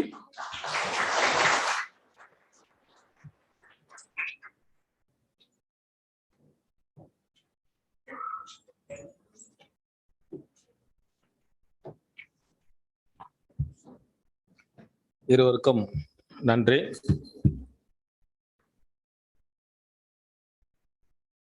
தம்பி சிவகுமார் அவர்கள் என்னுடைய மாணவர். லைலா கல்லூரியில நான் முதல்ல அறிமுகப்படுத்துவான்னு பார்த்தேன் அவரை. அவர் என்னுடைய மாணவர். பேராசிரியர் இருக்காங்க, நான் என்னுடைய மாணவர். அவர் மாணவர்கள் கூட்டம் வந்திருப்பார்னு நினைக்கிறேன். அப்படி ஒரு தலைமுறைகள், பல தலைமுறைகள் சேர்ந்து தான் இங்கே இருக்கிறோம். இருவருடைய முறையும் மிகவும் சிறப்பாக இருந்தது. நாம் எதிர்பார்த்தபடியே ஆய்வு நோக்கில் இருந்தது. சிலர் மாணவர்கள், இளம் மாணவர்கள் இருக்கிறாங்க. அவங்களுக்காகவும் சில விஷயங்கள் நாம் பேச வேண்டியது இருக்குது. அவங்களுக்கு தெரிஞ்சிருக்கு நிறைய விஷயம். நம்ம கேள்விப்பட்டது ஒன்று, நான் சில யூஜி படிக்கிற மாணவர்களுக்கு தமிழ் தாத்தா அப்படின்னு கேட்டோம்னா அப்படின்னு எழுதுவாங்க. ஆனால் அங்கே 2-3 ஸ்ரீலங்கன் பசங்க எப்பவுமே படிப்பாங்க காலேஜில். அவங்க வேற பேர் எழுதியிருப்பாங்க. ரொம்ப அடம்ப்டா இருப்பாங்க. நீங்கள் மார்க் கூட குறைச்சிங்க சார், பிரச்சனை இல்லை சார். இப்படி ஒரு நிறைய பொருள், ஒவ்வொருத்தரும் ஒரு பார்வை. அதுதான் சிவகுமார் சொன்னது. ஒவ்வொருத்தரும் ஒரு பார்வை பார்ப்பாங்க. நம்ம சின்ன வயசுல ஒரு படம் பார்த்துருப்போம். அப்போ நம்ம நாங்கள் நாங்கள் பார்க்கணும்னு வச்சுக்கலேன். நாங்கள் காலேஜ் படிக்கும் ஒரு படம் பார்த்துருப்போம். குழந்தைங்க இருக்கோம், டைட்டானிக் படம்னு வச்சுங்களேன். அதுங்களுக்கு பிடிக்காது. கார்ட்டூன் பார்க்க வேண்டியது இன்னும் பார்த்துக்கிறாங்க அப்படின்னு சொல்லி துரத்தி விட்டுருவாங்க. நம்ம துரத்தி விடுவோம். அதே அதுங்க பெரியவங்களானா வேற அதே பார்வையில் அவங்க விருப்பமான படங்களை பார்க்குற மாதிரி கார்ட்டூன் படம் பார்க்கும்போது அந்த வயசுல பார்ப்போம். இப்போ பார்க்கறது நம்ம போர் அடிக்கும். இப்போ உட்காந்து பார்க்கக்கூடாதுன்றேன் அந்தந்த. ஆனால் அது வேற இடம். இது என்னன்னா, ஒவ்வொருவரும் அவர்கள் இயக்கம் சார்ந்து, அவர்கள் கொள்கை சார்ந்து தனக்கு வேண்டியதை ஆய்வு செய்திருக்கிறார்கள் தான் உண்மை. அப்ப இது ஒரு பொதுதளத்தில் விவாதிக்கப்பட்டு இது பொதுவானது எது உண்மை என்பதுதான் சிவகுமாரோடைய பார்வையா இருந்தது. அவர்கள் அடுத்ததாக வாசித்த தம்பி கணேஷ் அவர்கள் மிக சிறப்பான ஒரு வேகமான எல்லா விஷயத்தையும் சொல்லி என்னென்ன சொல்லுமோ சொல்லி 2 பேர் மிரட்டி அமைச்சிருந்தோம். நாங்கள் டைமுக்கு முடிங்க, சீக்கிரம் முடிங்க, சீனிவாஸ் சார் இப்போ கொஞ்சம் சீக்கிரம் படிக்க வைக்கணும் அப்படின்னு சொல்லி. அப்போ அதனால வேகமா தங்களோட கருத்துக்களை சொன்னாங்க. அவருடைய கருத்து என்னன்னா, சங்க இலக்கியத்திலாச்சும் இந்த மாதிரி ஆய்வுகள் இருக்குது, அவங்க பார்வையில பார்த்துருக்குறாங்க, இது பண்ணியிருக்கிறாங்க அப்படின்னு இருக்குது. தமிழக வரலாறும் பண்பாடும் நான் தான் எடுத்துட்டு இருக்கேன். அந்த சிலபஸை இப்படிதான் போட்டு வச்சுக்கிறாங்க. சங்க இலக்கியத்தில் இருக்க வரலாறுகள், அங்க இருக்கிற உணவு பண்பாடை பத்தி பேசுனா எல்லாமே இருக்குது. அதுல எல்லாத்தையும் பேசி முடிச்சிருவாங்க. அதோட நேரா எங்க சிலபஸ் நான் சொல்லிட்டு இருக்கேனே, யாரோ எந்த புண்ணியமான போட்டு வச்சுட்டு போனாங்க. அப்படி நேரா சங்க இலக்கியம் பண்ணா அப்புறம் நேரா ஒரே ஒரு இதுதான், சங்க இலக்கியம் சங்க மறைவு காலம் 2 காலமா ஆய்க, நேரா வந்துருவாங்க மேட்ருக்கு. நீங்க விவாதிக்கிறதெல்லாம் கிடையாது. 2 காலம் ஆராய்ச்சி பண்ணு, அதுல இருந்தே ஆராய்ச்சி பண்ணுன்னு அர்த்தம். அதோட விட்டு அப்புறம் சைவ வைணவங்க பத்தி கொஞ்சம் பேசுறது, அவங்க இதை பத்தி பேசுறது, நேரா ஆங்கிலேயர்கள் வருகை தான், ஐரோப்பியர்கள் வருகை தான். சங்க இலக்கியம் விட்டா நேரா சும்மா அங்க ஒண்ணு இங்க ஒண்ணு பார்த்துட்டு நேரா. அப்போ நமக்கு கூடுதலான தரவுகள் அங்க அவ்வளவு இருக்குது, அதுல பேச முடியாதா, இல்ல என்ன ஆய்வு செய்ய முடியாதா, அது யார் என்பதெல்லாம் ஆராய்ச்சி பண்ண முடியாதா என்ற கேள்விதான் தம்பி கணேஷ் அவர்கள் வைத்தார்கள். இந்த ஆய்வாளருடைய கருத்திலிருந்து உங்களுக்கு ஏதேனும் விளக்கங்கள் வேண்டுமானால் கேட்கலாம். சில வினாக்கள் கூட உங்களுக்கு அனுமதிக்கப்படுகிறது. ஒரு 2-3 வினாக்கள் தான், ஒரு 5 நிமிஷத்துக்கு மேல நம்ம போகக்கூடாது.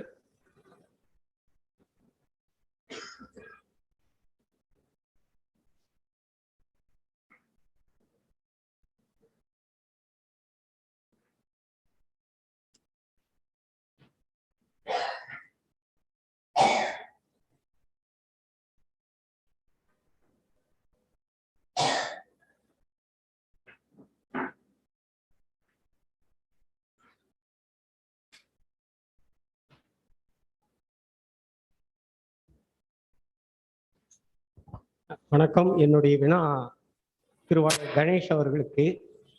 சங்க இலக்கியத்தை அகம் புறம் என்று பிரித்து பார்ப்பது போல 14 கீழ்கணக்கு நூல்களில் புற நெறிகளை மட்டும்தான் சொல்லப்பட்டிருக்கிறதா, அகநெறிகள் என்று ஏதாவது சொல்லப்பட்டிருக்கிறதா? அதை பற்றி ஆய்வுகள் செய்யப்பட்டிருக்கின்றனவா? பின்னாடி இருக்கக்கூடிய 6 நூல்கள், இந்த ஐந்திணை நூல்கள் சொல்லக்கூடிய ஐந்திணை 50, ஐந்திணை 70, திணைமாலை 150, கார் 40 போன்ற நூல்கள் எல்லாம் சங்க இலக்கியத்தின் தொடர்ச்சியாகவே பார்க்கப்படுகிறது. அகம் சார்ந்த ஆய்வு முறைகளில் சங்க இலக்கியத்தின் தொடர்ச்சியாகவே பார்க்கப்படுகிறது. இந்த அறமரபு என்பது மேற்குறிப்பிட்ட இந்த 11 நூல்கள்ல தான் பேசப்படக்கூடிய தேவை இருக்கிறது.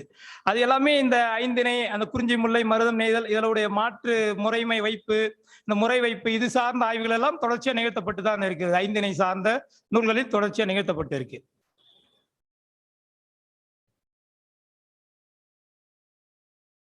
சரி, ஏன் அந்த 14 கீழ்கணக்கு நூல்களுக்கு அந்த கதி ஏற்பட்டுச்சு?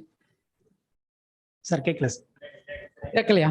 கேட்கல. இல்லப்பா, 14 கீழ்கணக்கு நூல்களை சங்க இலக்கிய நூல்களுக்கு கொடுத்த மாதிரியான உரை மரபு, பதிப்பு மரபு, ஆராய்ச்சி மரபு எல்லாத்தையும் ஏன் இந்த நூல்களுக்கு கிடைக்காமல் போயிட்டுங்கிறதுக்கு என்ன காரணம்?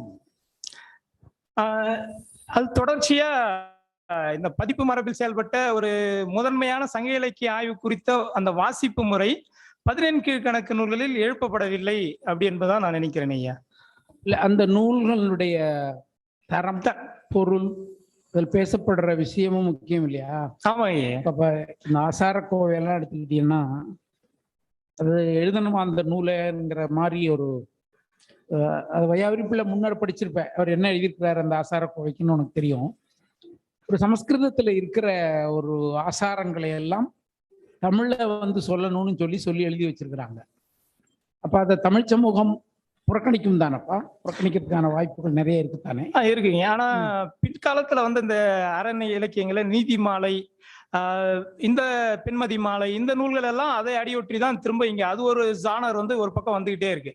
நீதி மாலையில தொடர்ச்சியா இப்ப ஆசார கோவை போன்ற நூல்கள் எல்லாம் என்ன சொல்லுச்சோ அதை விட ரொம்ப மோசமான செய்திகள் எல்லாம் எழுதப்பட்டு இருக்கு. அது எல்லாமே அதுவும் ஒரு பக்கம் அச்சிடப்பட்டு தொடர்ந்து அதுவும் ஒரு குறுங்குழு வாதத்துக்குள்ள அதுவும் பயணிச்சிருக்கீங்க. எப்படி அத்திப்பாக்க வேங்கடச்சல நாயக்கருடைய முன்னெடுப்பு ரொம்ப முக்கியமாக இருக்கிறதோ அது போல இந்த நீதி மாலையிலையும் தொடர்ந்து அது போன்ற ஒரு பிரச்சனையை ஒரு அவைதிக மதத்திற்கு எதிரான கருத்தாடல்களும் இங்க முன்வைக்கப்பட்டு இருக்கு. இல்லப்பா, அது இல்லப்பா, அறமரபு அப்படின்னு தமிழ்ல ஒரு பெரிய துறையை பத்தி நம்ம பேசணும் அப்படின்னு ஆரம்பிச்சோம்னா சங்க இலக்கியத்துல இருக்கிற அந்த மரபனுடைய தொடர்ச்சி 14 கீழ்கணக்கு நூல்கள் முன்னெடுத்ததா இல்லைங்க அப்படிங்கிற கேள்வி. அப்ப அது எடுக்கலைன்னா அந்த பிரச்சனை சார்ந்தும் அதற்கான அந்த ஆய்வுகள், அது பற்றிய விஷயங்களும் இருக்கலாம் இல்லையா? வாய்ப்பு நிறைய இருக்கு இல்லையா? இருக்குங்க. அப்போ அதுல அவங்க அப்படி நினைச்சாங்களோ இல்லையோ அந்த டெக்ஸ்டே அவ்வளோ பெரிய முக்கியமான டெக்ஸ்டா அந்த பதிப்பு உரை எழுதிய ஆசிரியர்களுக்கு படலையோ அப்படின்னு நான் நினைக்கிறேன். நாம அதை நாம இப்போ எழுத முடியலன்னு ஒரு குற்றச்சாட்டை எப்படி வைக்க முடியும்? அது அந்த டெக்ஸ்டினுடைய நிலைமையே அப்படி இருக்க பொழுது அதை எப்படி நம்ம எழுதாம விட்டுருக்காங்க, அதுல ஏதாச்சும் ஒரு பயாஸ் இருக்கு. அது ஒரு சமணம் பெண்ணும் சொல்ல போனா அந்த நூல்கள், நிறைய நூல்கள் சமண பௌத்த மரபு சார்ந்த நூல்கள் தான் அதிகம். அப்ப அந்த பயாஸ் சைவங்களுக்கு உடன்பாடு இல்லை. இப்ப சைவங்க அதை பத்தி பேச மாட்டாங்க. அப்ப அந்த விஷயங்கள், அதோட இந்த உரை மரபு உருவாகிற காலத்துல இந்த மாதிரியான இந்த அறநூல்கள் வேற வடிவத்துல உருவாக தொடங்கிச்சு. கொன்றைவேந்தன் உலக நீதி, இந்த மாதிரி ஒரு பெரிய குரூப் தாங்க முடியாத அளவுக்கு வந்தது. அப்ப அந்த பழைய அறமரபு பேசுறத தூக்கி வச்சுட்டாங்களோன்னு நினைக்க வேண்டியிருக்கிறது. ஆனா டெக்ஸ்ட் ஒருத்தான்னு கேட்கிறேன் நான், அவ்வளவுதான். நீ வந்து கவலைப்படுற அளவுக்கு அந்த டெக்ஸ்ட் ஒருத்தா இல்ல, தேவை இருக்கு. ஏன்னா இந்த இலக்கிய வரலாறு எழுதுதல் போக்குல திரும்ப திரும்ப நமக்கு சொல்லப்படுற அந்த இருண்ட காலம் மட்டும் ஒற்றை வரியோட கடந்துடும் இல்லைங்கய்யா. அதை தாண்டி அதுக்குள்ள வந்து இருக்கு, எழுதப்பட வேண்டிய பேசப்பட வேண்டிய தேவையும் இருக்கு. அது அப்படியே புறந்தள்ளிட முடியாதுன்னு தான். இல்ல கண்டிப்பா இருக்கு. ஏன் புறந்தள்ளுனாங்கிறத பத்தி எழுத வேண்டியிருக்கு, ரொம்ப எழுத வேண்டியிருக்குல்ல. இல்ல அந்த தமிழ் சமூக வரலாற்றுல அந்த டெக்ஸ்ட் உருவான காலம், வாசிக்கப்பட்ட காலம், அதுக்குள்ள இருந்த சமூக குழப்ப நிலைகள் நிறைய இருக்கு. குறிப்பா திருக்குறள் தவிர்த்து, நாலடியார் தவிர்த்து பாக்கி எல்லா டெக்ஸ்டும் பெரிய டெப்த் உள்ள பெரிய ரொம்ப கொண்டாட வேண்டிய டெக்ஸ்ட்னு சொல்லலாமா? இல்ல, அப்படி சொல்ல முடியாதுங்க. ஆனா அது அந்த காலகட்டத்தினுடைய ஒரு பொருள்கோடல் மரபையும் உள்வாங்கி இருக்கு அப்படின்ற ஒரு கரெக்ட். அந்த பொருள்கோடல் மரபு சங்கம் டெக்ஸ்ட்ல இருந்து பின்னாடி வர்ற பக்தி டெக்ஸ்ட்குள்ள இருந்து அது என்ன பெரிய அளவுல இருக்கு. அதோட இன்னொரு பிரச்சனை இருக்கு. அதுல 11 கீழ்கணக்கு நூல்கள்ல திருக்குறள், நாலடியார் தவிர்த்து பாக்கி இருக்கிற அந்த டெக்ஸ்ட் எல்லாம் ஒரு பேட்டர்ன், முன்னாடி இருக்கிற ஒரு பேட்டர்ன் அப்படியே வாங்கிட்டு பின்னாடி அப்படியே ஒரு காப்பி பண்ற மாதிரி பண்றாங்க. அதுவும் நிறைய 7, 8, 9ஆம் நூற்றாண்டுகள்ல நிகழ்ந்திருக்கலாம்னு தான் படுது. இவங்க திருக்குறள் வந்த காலத்திலேயோ நாலடியார் வந்த காலத்திலேயோ பாக்கி டெக்ஸ்டுகள் வந்திருக்குமா அப்படிங்கிற சந்தேகத்தையும் நம்ம கிளப்பலாம். அப்ப அந்த டெக்ஸ்ட் அதனுடைய கண்டென்ட்லேயே ஒரு பலவீனமுடையதாக இருக்கிறதோங்கிற விஷயமும் நமக்கு முக்கியமா இருக்கு. நம்ம வந்து சங்க இலக்கியத்தை, ஒரு பக்தி இலக்கியத்தை ஒரு கடுமையா அதுக்குள்ள போய் பேசுகிற அந்த அளவுக்கு அந்த டெக்ஸ்டுக்குள்ள இருக்காங்கிற விஷயம் இருக்கு. ரெண்டாவது, இது எல்லா டெக்ஸ்டையும் தூக்கி வேற திருக்குறள் எரிஞ்சிருது இல்லப்பா. திருக்குறள்ங்கிற மிகப்பெரிய ஜாம்பவான் அந்த மரபு எல்லாத்தையுமே காலி பண்ணிருதுல. உங்களுக்கு திருக்குறளை மீறிட்டு என்ன இருக்காங்க? திருக்குறளை பார்த்துட்டு தானே எழுதுறாங்க எல்லாத்தையுமே பூரா சொல்ல போனா. இல்ல அந்த அந்த சைடு நம்ம பேசலாம் போல தோணுது எனக்கு. கண்டிப்பா ராஜ்கௌதமும் அதுதாங்க சொல்றாரு தன்னுடைய நூல்ல. இந்த நீதி அறம் போதிக்கக்கூடிய இந்த நூல்கள் எல்லாமே ஒரு வறட்சியான தன்மையோடு இருக்கு. அதுக்கான சூழல் நிலவரத்தினாலதான் அது திரும்ப திரும்ப வாசிக்கப்படலைன்றது ராஜ்கௌதமும் சொல்றாருங்க. அவருடைய நூல்ல இந்த வெண்பான்றது அந்த யாப்பு வடிவமே ஒரு வறட்சியானது தானே, அதுல என்ன பெருசா வந்து நம்மளுடைய அழகியலையோ மற்ற விஷயங்களையும் பேசிட முடியும் அப்படின்ற ஒரு கேள்வியும் முன்வைக்கிறாரு. அந்த ஆய்வு போக்கு ரொம்ப அரிதா இருக்கு. அது சார்ந்த ஆய்வுகளை இன்னும் மேலும் மேலும் நம்ம வந்து கூர்மைப்படுத்த வேண்டிய தேவை இருக்குன்றதாங்க. சரிதான். வெண்பா வந்து பண்டிதன் கண்டுபிடிச்சது தானே. இன்னைக்கும் வெண்பா போட்டி நடத்துறாங்கல்ல.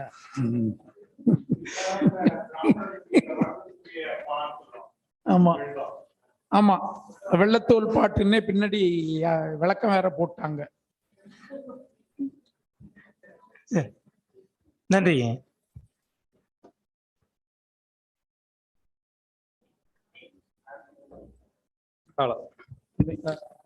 நன்றி. ஒரு சிறப்பான ஒரு உரையாடல், ஆய்வு விஷயம். அதுவும் ஆசிரியருடைய இடையூறும் அவர் பேசுனதுக்கு பிறகு நாங்கள் எதுவும் பேசுற மாதிரி அவுட் ஆஃப் ஏரியாலேருந்து யோசிப்பாங்க. நம்ம ஒரு ஆய்வு இப்படிதான் இருக்கணும் அப்படின்னு சொல்லி நம்ம முன் முடிவுக்குள்ள போக முடியாது.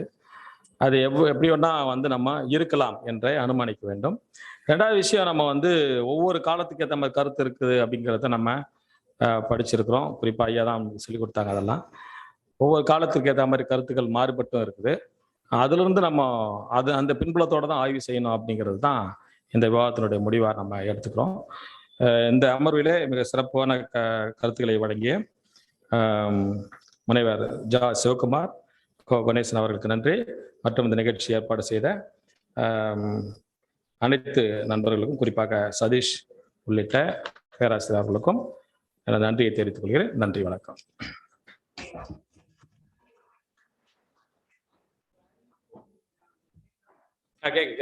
கேக்குது சார். இந்த அறக்கட்டளைகள் சொற்பொழிவுகளை நடத்துவது பற்றியும், அது எந்த ஆண்டுதோறும் ஒரு குறிப்பிட்ட நாளில் அதை நடத்துவது பற்றியும் நாம் சதீஷ் நான்லாம் இந்த இயக்குனர் சுந்தர் அவர்களோடு பேசினோம். அந்த தகவலை நான் இங்கே பகிர்ந்துக்கிறது நல்லா இருக்கும்னு நினைக்கிறேன். இன்னும் கொஞ்ச நாள் ஆனால் எல்லாரும் நிறைய பேர் போயிடுவாங்க, தெரியாது. ஆனால் அதை விட இங்கே இருக்கிற நம்ம துறை சார்ந்த நண்பர்களுக்கு அது ஒரு முக்கியமான தகவல். என்னன்னா, ஒவ்வொரு ஆண்டும் ஜனவரி மாதம் 6ஆம் தேதி, பெரும்பகுதி வெள்ளிக்கிழமையில் வருது. அந்த ஜனவரி 6 வெள்ளிக்கிழமை இந்த 2 அறக்கட்டளைகளும் நடக்கும்.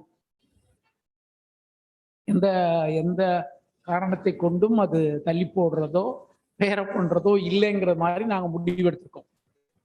அப்போ அது அந்த ஜனவரி 6ன்னா ஒரு நவம்பர் டிசம்பருக்குள்ளேயே எல்லா ஏற்பாடுகளையும் செய்து அந்த நூலகத்தில் சுந்தர் இங்கே கொடுத்துருவோம். அவங்க அந்த அறிவிப்பெல்லாம் கொடுப்பாங்க. அதனால எல்லோரும் நீங்கள் உங்கள் நாட்குறிப்பேட்டில் ஜனவரி 6 ஒதுக்கி வைத்துக் கொள்ளுங்கள். என்ன வேலைகள் இருந்தாலும் அந்த ஒரு முக்கியமான விஷயமாக எனக்கு படுகிறது. அப்புறம் இன்னைக்கு நாங்கள் இந்த மாதிரி இந்த அறக்கட்டளை நடத்துவது இதுதான் முதல். முன்னாடி இதுவரை ஒரு நல்ல தம்பிக்கு ஒரு என்ன சொல்றது ஆன்லைன்ல நடத்தினோம். அப்புறம் என்னுடைய பேர்ல இருக்க அறக்கட்டளை ஒரு 6-7 நடந்திருக்கும்னு நினைக்கிறேன். 2015 நடக்குது. அதனால ஒரு 5-6 நடந்திருக்கு. அதெல்லாமே ஒருத்தரை கூப்பிட்டு அவங்க பேசுறது அதோட விட்டுருந்தோம். இந்த மாதிரி கருத்தரங்குகளாக ஏற்பாடு பண்ணி செய்யல. இனிமேல் தொடர்ந்து ஒரு நாள் நிகழ்வாக நலத்தம்பி இதையை வச்சு சேர்த்து செய்யறது அப்படிங்கிறது ஒரு நல்ல நிகழ்வாக அமையும் என்று நினைச்சோம். இன்னைக்கு ரொம்ப ரொம்ப மன நிறைவாக இருக்கிறது, மகிழ்ச்சியா இருக்கிறது. குறிப்பா பட்டாபிராம் கல்லூரியிலிருந்து, உலகத்தமிழ் ஆராய்ச்சி நிறுவனத்திலிருந்து, சென்னை பல்கலைக்கழக தமிழ் இலக்கியத்துறையிலிருந்து, வேறு பல இடங்களிலிருந்தும் நிறைய எம்ஏ படிக்கக்கூடிய மாணவர்கள். அவங்க நமக்கு ரொம்ப முக்கியம். அவங்க தான் உங்க காலத்துக்கு பிறகு இதையெல்லாம் பேச போறவங்க. அப்போ அவங்களுக்கெல்லாம் இந்த புலவர் புராணம், இது 14 கீழ்கணக்கை விட்டுட்டாங்கன்னு சண்டை போடுறோம், அப்படியே உணர்ச்சி வசப்பட்டு கத்துறாங்கன்னு, இப்படி விட்டாங்களேன்னு சொல்லி. அப்போ சங்க இலக்கியத்தை ஒரு சைவன் எப்படி பார்க்கறான், சங்க இலக்கியமே சைவம்னு சொல்றாங்க, இப்படியெல்லாம் இந்த ஆட்கள் சொல்ற செய்திகள்லாம் ரொம்ப, நான் நினைக்கிறேன் உங்களுக்கு சுவையா இருந்திருக்கும். நீங்க இலக்கிய வரலாறு புஸ்தகம் படிக்கிறதுலையோ கொள்றதுலையோ இப்படியெல்லாம் சொல்லியிருக்க மாட்டாங்க. என்னன்னு சொல்லப்போனா வெங்கட்ராமன் சார் பேசின புலவர் புராணம்ங்கிற புஸ்தகத்தையே நீங்க இப்பதான் கேள்விப்பட்டிருப்பீங்க. அது ஒரு இலக்கிய வரலாறோடு தொடர்புடையதுங்கிறதும் உங்களுக்கு இப்பதான் தெரிஞ்சிருக்கும். அப்படி யாரும் தெரிஞ்சிருந்தீங்கன்னா ரொம்ப மகிழ்ச்சி, ரொம்ப சந்தோஷம். நாங்க எங்க டிபார்ட்மெண்ட் இலக்கிய வரலாறு பேப்பர்ல ஒரு அழகு புலவர் புராணம் வச்சோம் ஒரு காலத்துல. அதனால எங்க மாணவர்களுக்கு கொஞ்சம் அது அறிமுகமாயிருக்கும். ஆகையினால எங்களுடைய நோக்கம் இந்த நகரத்துக்குள்ளே அல்லது இந்த நகரத்தின் அண்மையில் இருக்கக்கூடிய திருவள்ளூர், காஞ்சிபுரம், புதுச்சேரி கூட அண்மைதான். ஏன்னா அது பெரிய விஷயமே கிடையாது. 1 மணி நேரம் 1.5 மணி நேரம் டிராவல் தான். அப்ப இப்படி இருக்கிற எல்லா பகுதிகளிலும் இருக்கக்கூடிய மாணவர்கள், அதாவது இதுல எனக்கு பெரிய சந்தோஷமும் மகிழ்ச்சியும் என்னன்னா, புதுச்சேரியில நம்ம 4 பேர் தான். சென்னை கல்லூரிகள்ல ஒரு மகிழ்ச்சியான செய்தியை சொல்றேன். இன்னும் சில 2-3 ஆண்டுகளில் பெரும்பாலான தமிழ்துறையின் தலைவர்களாக நம்ம மாணவர்கள் ஆகிறாங்க. இப்ப வெறும் புள்ள, அதாவது நான் இப்போ ஸ்டெல்லா மேரிஸ் காலேஜில், எத்திராஜ் காலேஜில், இப்படி நிறைய அது மாதிரி பல்கலைக்கழகங்கள்ல ஆல்ரெடி ஆயிட்டாங்க. இப்போ திறந்தநிலை பல்கலைக்கழகமா இருக்கட்டும், சென்னை பல்கலைக்கழகமா இருக்கட்டும், அது மாதிரி தனியாருடைய கல்லூரிகள்ல அது எண்ணிக்கை நம்பரே நிறைய இருக்கிறாங்க. அது மாதிரி அரசு கல்லூரிகள்லையும் எனக்கே வியப்பும் ஆச்சரியமா இருக்கு. சும்மா நான் நந்தனம் கல்லூரிக்கு போனேன் 2 நாளைக்கு முன்னாடி. அங்க நிறைய பேர் என்னோட பேச தொடங்கினாங்க. என்னடாப்பா நீ எங்கடா இங்க இருக்க? நான் அங்கேதான் சார் வேலை பார்க்குறேன் அப்படின்னு நான் ஒரு கணக்கெடுத்து பார்த்தேன். 7 பேர் இருக்காங்க நம்ம ஆளுங்க அந்த ஒரு அரசு கல்லூரியில. நம்ம இப்படி ஒரு நல்ல பரவலான மாணவர்கள் இந்த நகர பின்புலத்துல இருக்கக்கூடிய வாய்ப்பு கிடைப்பதனால் அவர்களை பயன்படுத்தி அவங்கள் கீழ் இருக்கக்கூடிய மாணவர்களுக்கு இப்படியான ஒரு நல்ல ஒரு நிகழ்வுகளை உருவாக்குறது அப்படிங்கிறத இந்த அறக்கட்டளையின் மூலமா செய்ய முடியுமோ அப்படிங்கிற நம்பிக்கை எனக்கு இன்னைக்கு இன்றைய நிகழ்வு அதை சாத்தியப்படுத்தியிருக்கு. இது பற்றி நாங்க முன்னாடி இந்த கண்ணோட்டத்துல நாங்க பார்க்கல. இப்போ குறிப்பா நம்முடைய ரமேஷ் பட்டாபிராம் கல்லூரியில் வேலை பார்க்குறோம். அவங்க கல்லூரியில் இருக்க 2 ஆசிரியர்களோடு அங்க முதுகலை படிக்கக்கூடிய அவ்வளவு மாணவர்களும் வந்திருக்கிறாங்க. அவங்களுக்கு ஒரு பெரிய புது அனுபவமா இருக்கு. 2 மணி நேரம் டிராவல்ல ட்ரெயின்ல வந்துடுறாங்க, வசதியா இருக்கு. அப்போ இந்த வசதிகளை பயன்படுத்தி மிக சிரத்தையான கருத்துக்களை பகிர்ந்து கொள்ளக்கூடிய நம்முடைய மாணவர்களோ அல்லது வெளியில் இருக்கவங்களெல்லாம் ஒரு கெட் டுகெதர் ஜனவரி 6ன்னு சொன்னா இந்த மாதிரியான சிந்தனையுடைய படிக்கக்கூடிய எழுதக்கூடிய மாணவர்களுடைய ஒரு ஒன்று கூடுகையாக அதை மாற்றி அதன் மூலமா அப்படியான விஷயங்களை செய்யறது ஒரு நல்ல விஷயமா இருக்குமோ அப்படின்னு எனக்கு படுது. இதை நீங்க எல்லாருமே கவனத்தில் எடுக்கலாம். ஸ்டான்லியோ, சிவகுமாரோ, கணேஷோ, சதீஷோ, இங்க இருக்கக்கூடிய எல்லாருமே கவனத்தில் எடுக்கலாம். இந்த இந்த இந்த திட்டத்தோடு ரொம்ப முன்னாடியே அந்த தலைப்புகள், ஆட்கள் இதையெல்லாம் நாம் அறிவிச்சு மிக சிரத்தையான, இன்னும் முடிஞ்சால் அடுத்தடுத்த இதில் அந்த பேப்பர்ஸ் டைப் பண்ணி கப்பீஸ் கொடுக்குற அளவுக்கு கூட நாம, ஏன்னா அந்த கல்ச்சர்லாம் போயிடுச்சு. எந்த இடத்துலையும் செமினார் நடத்துறதுன்னா அதுக்கு ஒரு பணம் ஒதுக்கியிருக்காங்கன்னா அந்த பணத்தை யாராருக்கு எப்படி எப்படி டிவைட் பண்ணி எவனிட கூப்பிடுறது, அவன் டிவைட் பண்ணி நான் அவனுக்கு கொடுக்கறது மூலமா மறுதிருப்பி அவன் டிவைட் பண்ணி எனக்கு எப்படி கொடுப்பாங்கிற கல்ச்சர்ல தான் இந்த நிறுவனங்கள்ல கருத்தரங்குகள் போயிட்டு இருக்கு. இந்த இந்த இந்த இந்த கலாச்சாரத்துக்கு எதிராகவும் நாம இப்படியான விஷயங்களை எல்லாம் செய்ய முடியும் அப்படின்னு நம்புறேன். இப்போ இங்க இருக்கக்கூடிய நீங்க ரொம்ப எல்லாருமே பெரிய, இன்னும் ஒரு 10, 15, 20 வருஷத்துக்கு பெரிய நிறுவனங்களை, அந்த ஸ்டான்லி சொன்னது மாதிரி லயோலா காலேஜ் டீன்னா என்ன விளையாட்டா, கொக்கா, அந்த மாதிரியான விஷயங்களை செய்யக்கூடியவர்கள் இப்போ காஞ்சிபுரம் காலேஜ் தமிழ் டிபார்ட்மெண்ட் நம்ம இருக்கிறாங்க. இப்படி பல விஷயங்களை நீங்க கணக்கில் எடுத்து அவங்களுக்கு கீழே வர்ற மாணவர்கள் அவர்களை நோக்கி இந்த நிகழ்வை நம்ம கட்டமைக்கணும்னு நினைக்கிறேன். சீனிவாசன் அவருக்கு ஒரு மாணவ கூட்டத்தை வச்சிருக்காரு. அவங்க மாதிரி சதீஷ், அந்த மாதிரி இங்க நான் பேர் சொல்ல மறந்த பல பேர் இருக்கிறாங்க, எல்லாரும் தெரியும். அதனால அதை செய்யலாம் போல தோணுது. அதனால ஜனவரி 6 என்பதை மறந்து விட வேண்டாம் என்று கேட்டுக்கொள்கிறேன். இதை நாங்க முடிவு பண்ணோம். சதீஷுக்கும் எனக்கும் தான் தெரியும். இதை எல்லாருக்குமே அதை அறிவிக்க வேண்டியதுக்கான ஒரு வாய்ப்பாக நான் இதை அறிவிக்கிறேன். நன்றி.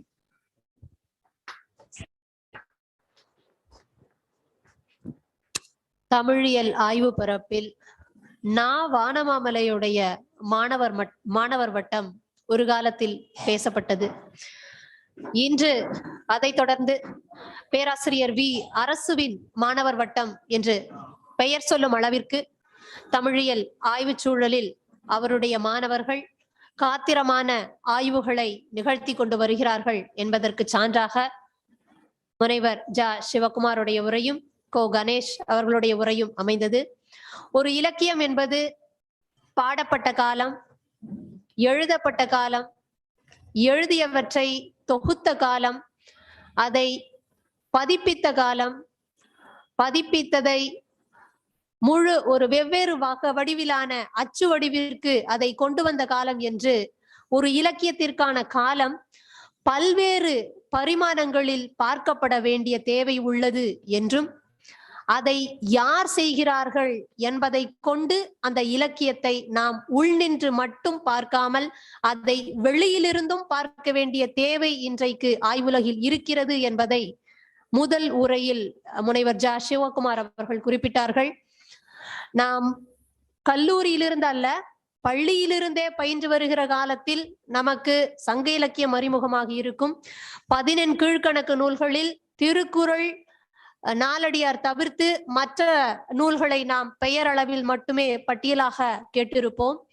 இன்றைக்கு டிஎன்பிஎஸ்சி படிக்கிற மாணவர்கள் தவிர்த்து மற்ற தமிழ் படிக்கிற மாணவர்களை கூட அதை எந்த அளவிற்கு ஆழமாக படிக்கிறோம் என்று தெரியவில்லை. எனவே அடிப்படையான ஆய்வுகளே அதில் இல்லாமல் இருக்கிறது என்பது குறித்து கோ கணேஷ் அவர்கள் குறிப்பிட்டார்கள். பேராசிரியர் வி அரசு அவர்களுக்கு எப்பொழுதுமே ஒரு பழக்கம், மாணவர்கள் 1 மணி நேரம் பேசி முடித்த பிறகு ஒரு வரியில் மூச்சு முட்ட பேசியவற்றை அப்படியே உடைத்து விடுவார். இன்றும் அதைத்தான் செய்திருக்கிறார் என்று உங்களுக்கே கண்கூடு. அவ்வளவு நேரம் அந்த பிரதிகளின் அவசியம் குறித்து பேசிய பிறகு, இஸ் தட் மச் வர்த், அது அந்த அளவிற்கு அவசியமானதா என்கிற ஒரு கேள்வியில் அதை உடைத்து விட்டதாக நாம் பார்த்தாலும் கூட அதே பேராசிரியர் வி அரசு அவர்கள் தான் குறிப்பிடுவார்கள், ஒருவன் மேடையில் உரையாற்றும் பொழுது அவன் சரிவர பேசவில்லை என்றாலும் கூட அந்த அவையிலிருந்து வெளியில் எழுந்து போக கூடாது. ஏனென்றால் அவன் என்னதான் பேசுறான்னு உங்களுக்கு தெரியணும், அப்பதான் அவனை திட்ட முடியும் அப்படின்னு சொல்லி முழுமையா உட்கார்ந்து கேளுன்னு அவர் தான் எங்களுக்கு சொன்னாரு. அதே அளவுல 11 கீழ்கணக்கு நூல்கள்ல முதல்ல என்னதான் சொல்லி இருக்குங்கிறத நாம முதல்ல முழுமையா படித்து விட்டு அதன் பிறகு அதில் ஒன்றுமில்லை என்பதை நாம் ஆணித்தரமாக சொல்ல வேண்டும். அதற்கு 11 கீழ்கணக்கு நூல்கள் பற்றிய வாசிப்பு அவசியம் என்று நான் நினைக்கிறேன். அதை முன்னெடுத்து கூறிய கோ கணேஷ் அவர்களுக்கு நான் நன்றியை தெரிவித்துக் கொள்கிறேன். இந்த அரங்கு இத்துடன் நிறைவடைகிறது. தேநீர் இடைவேளை.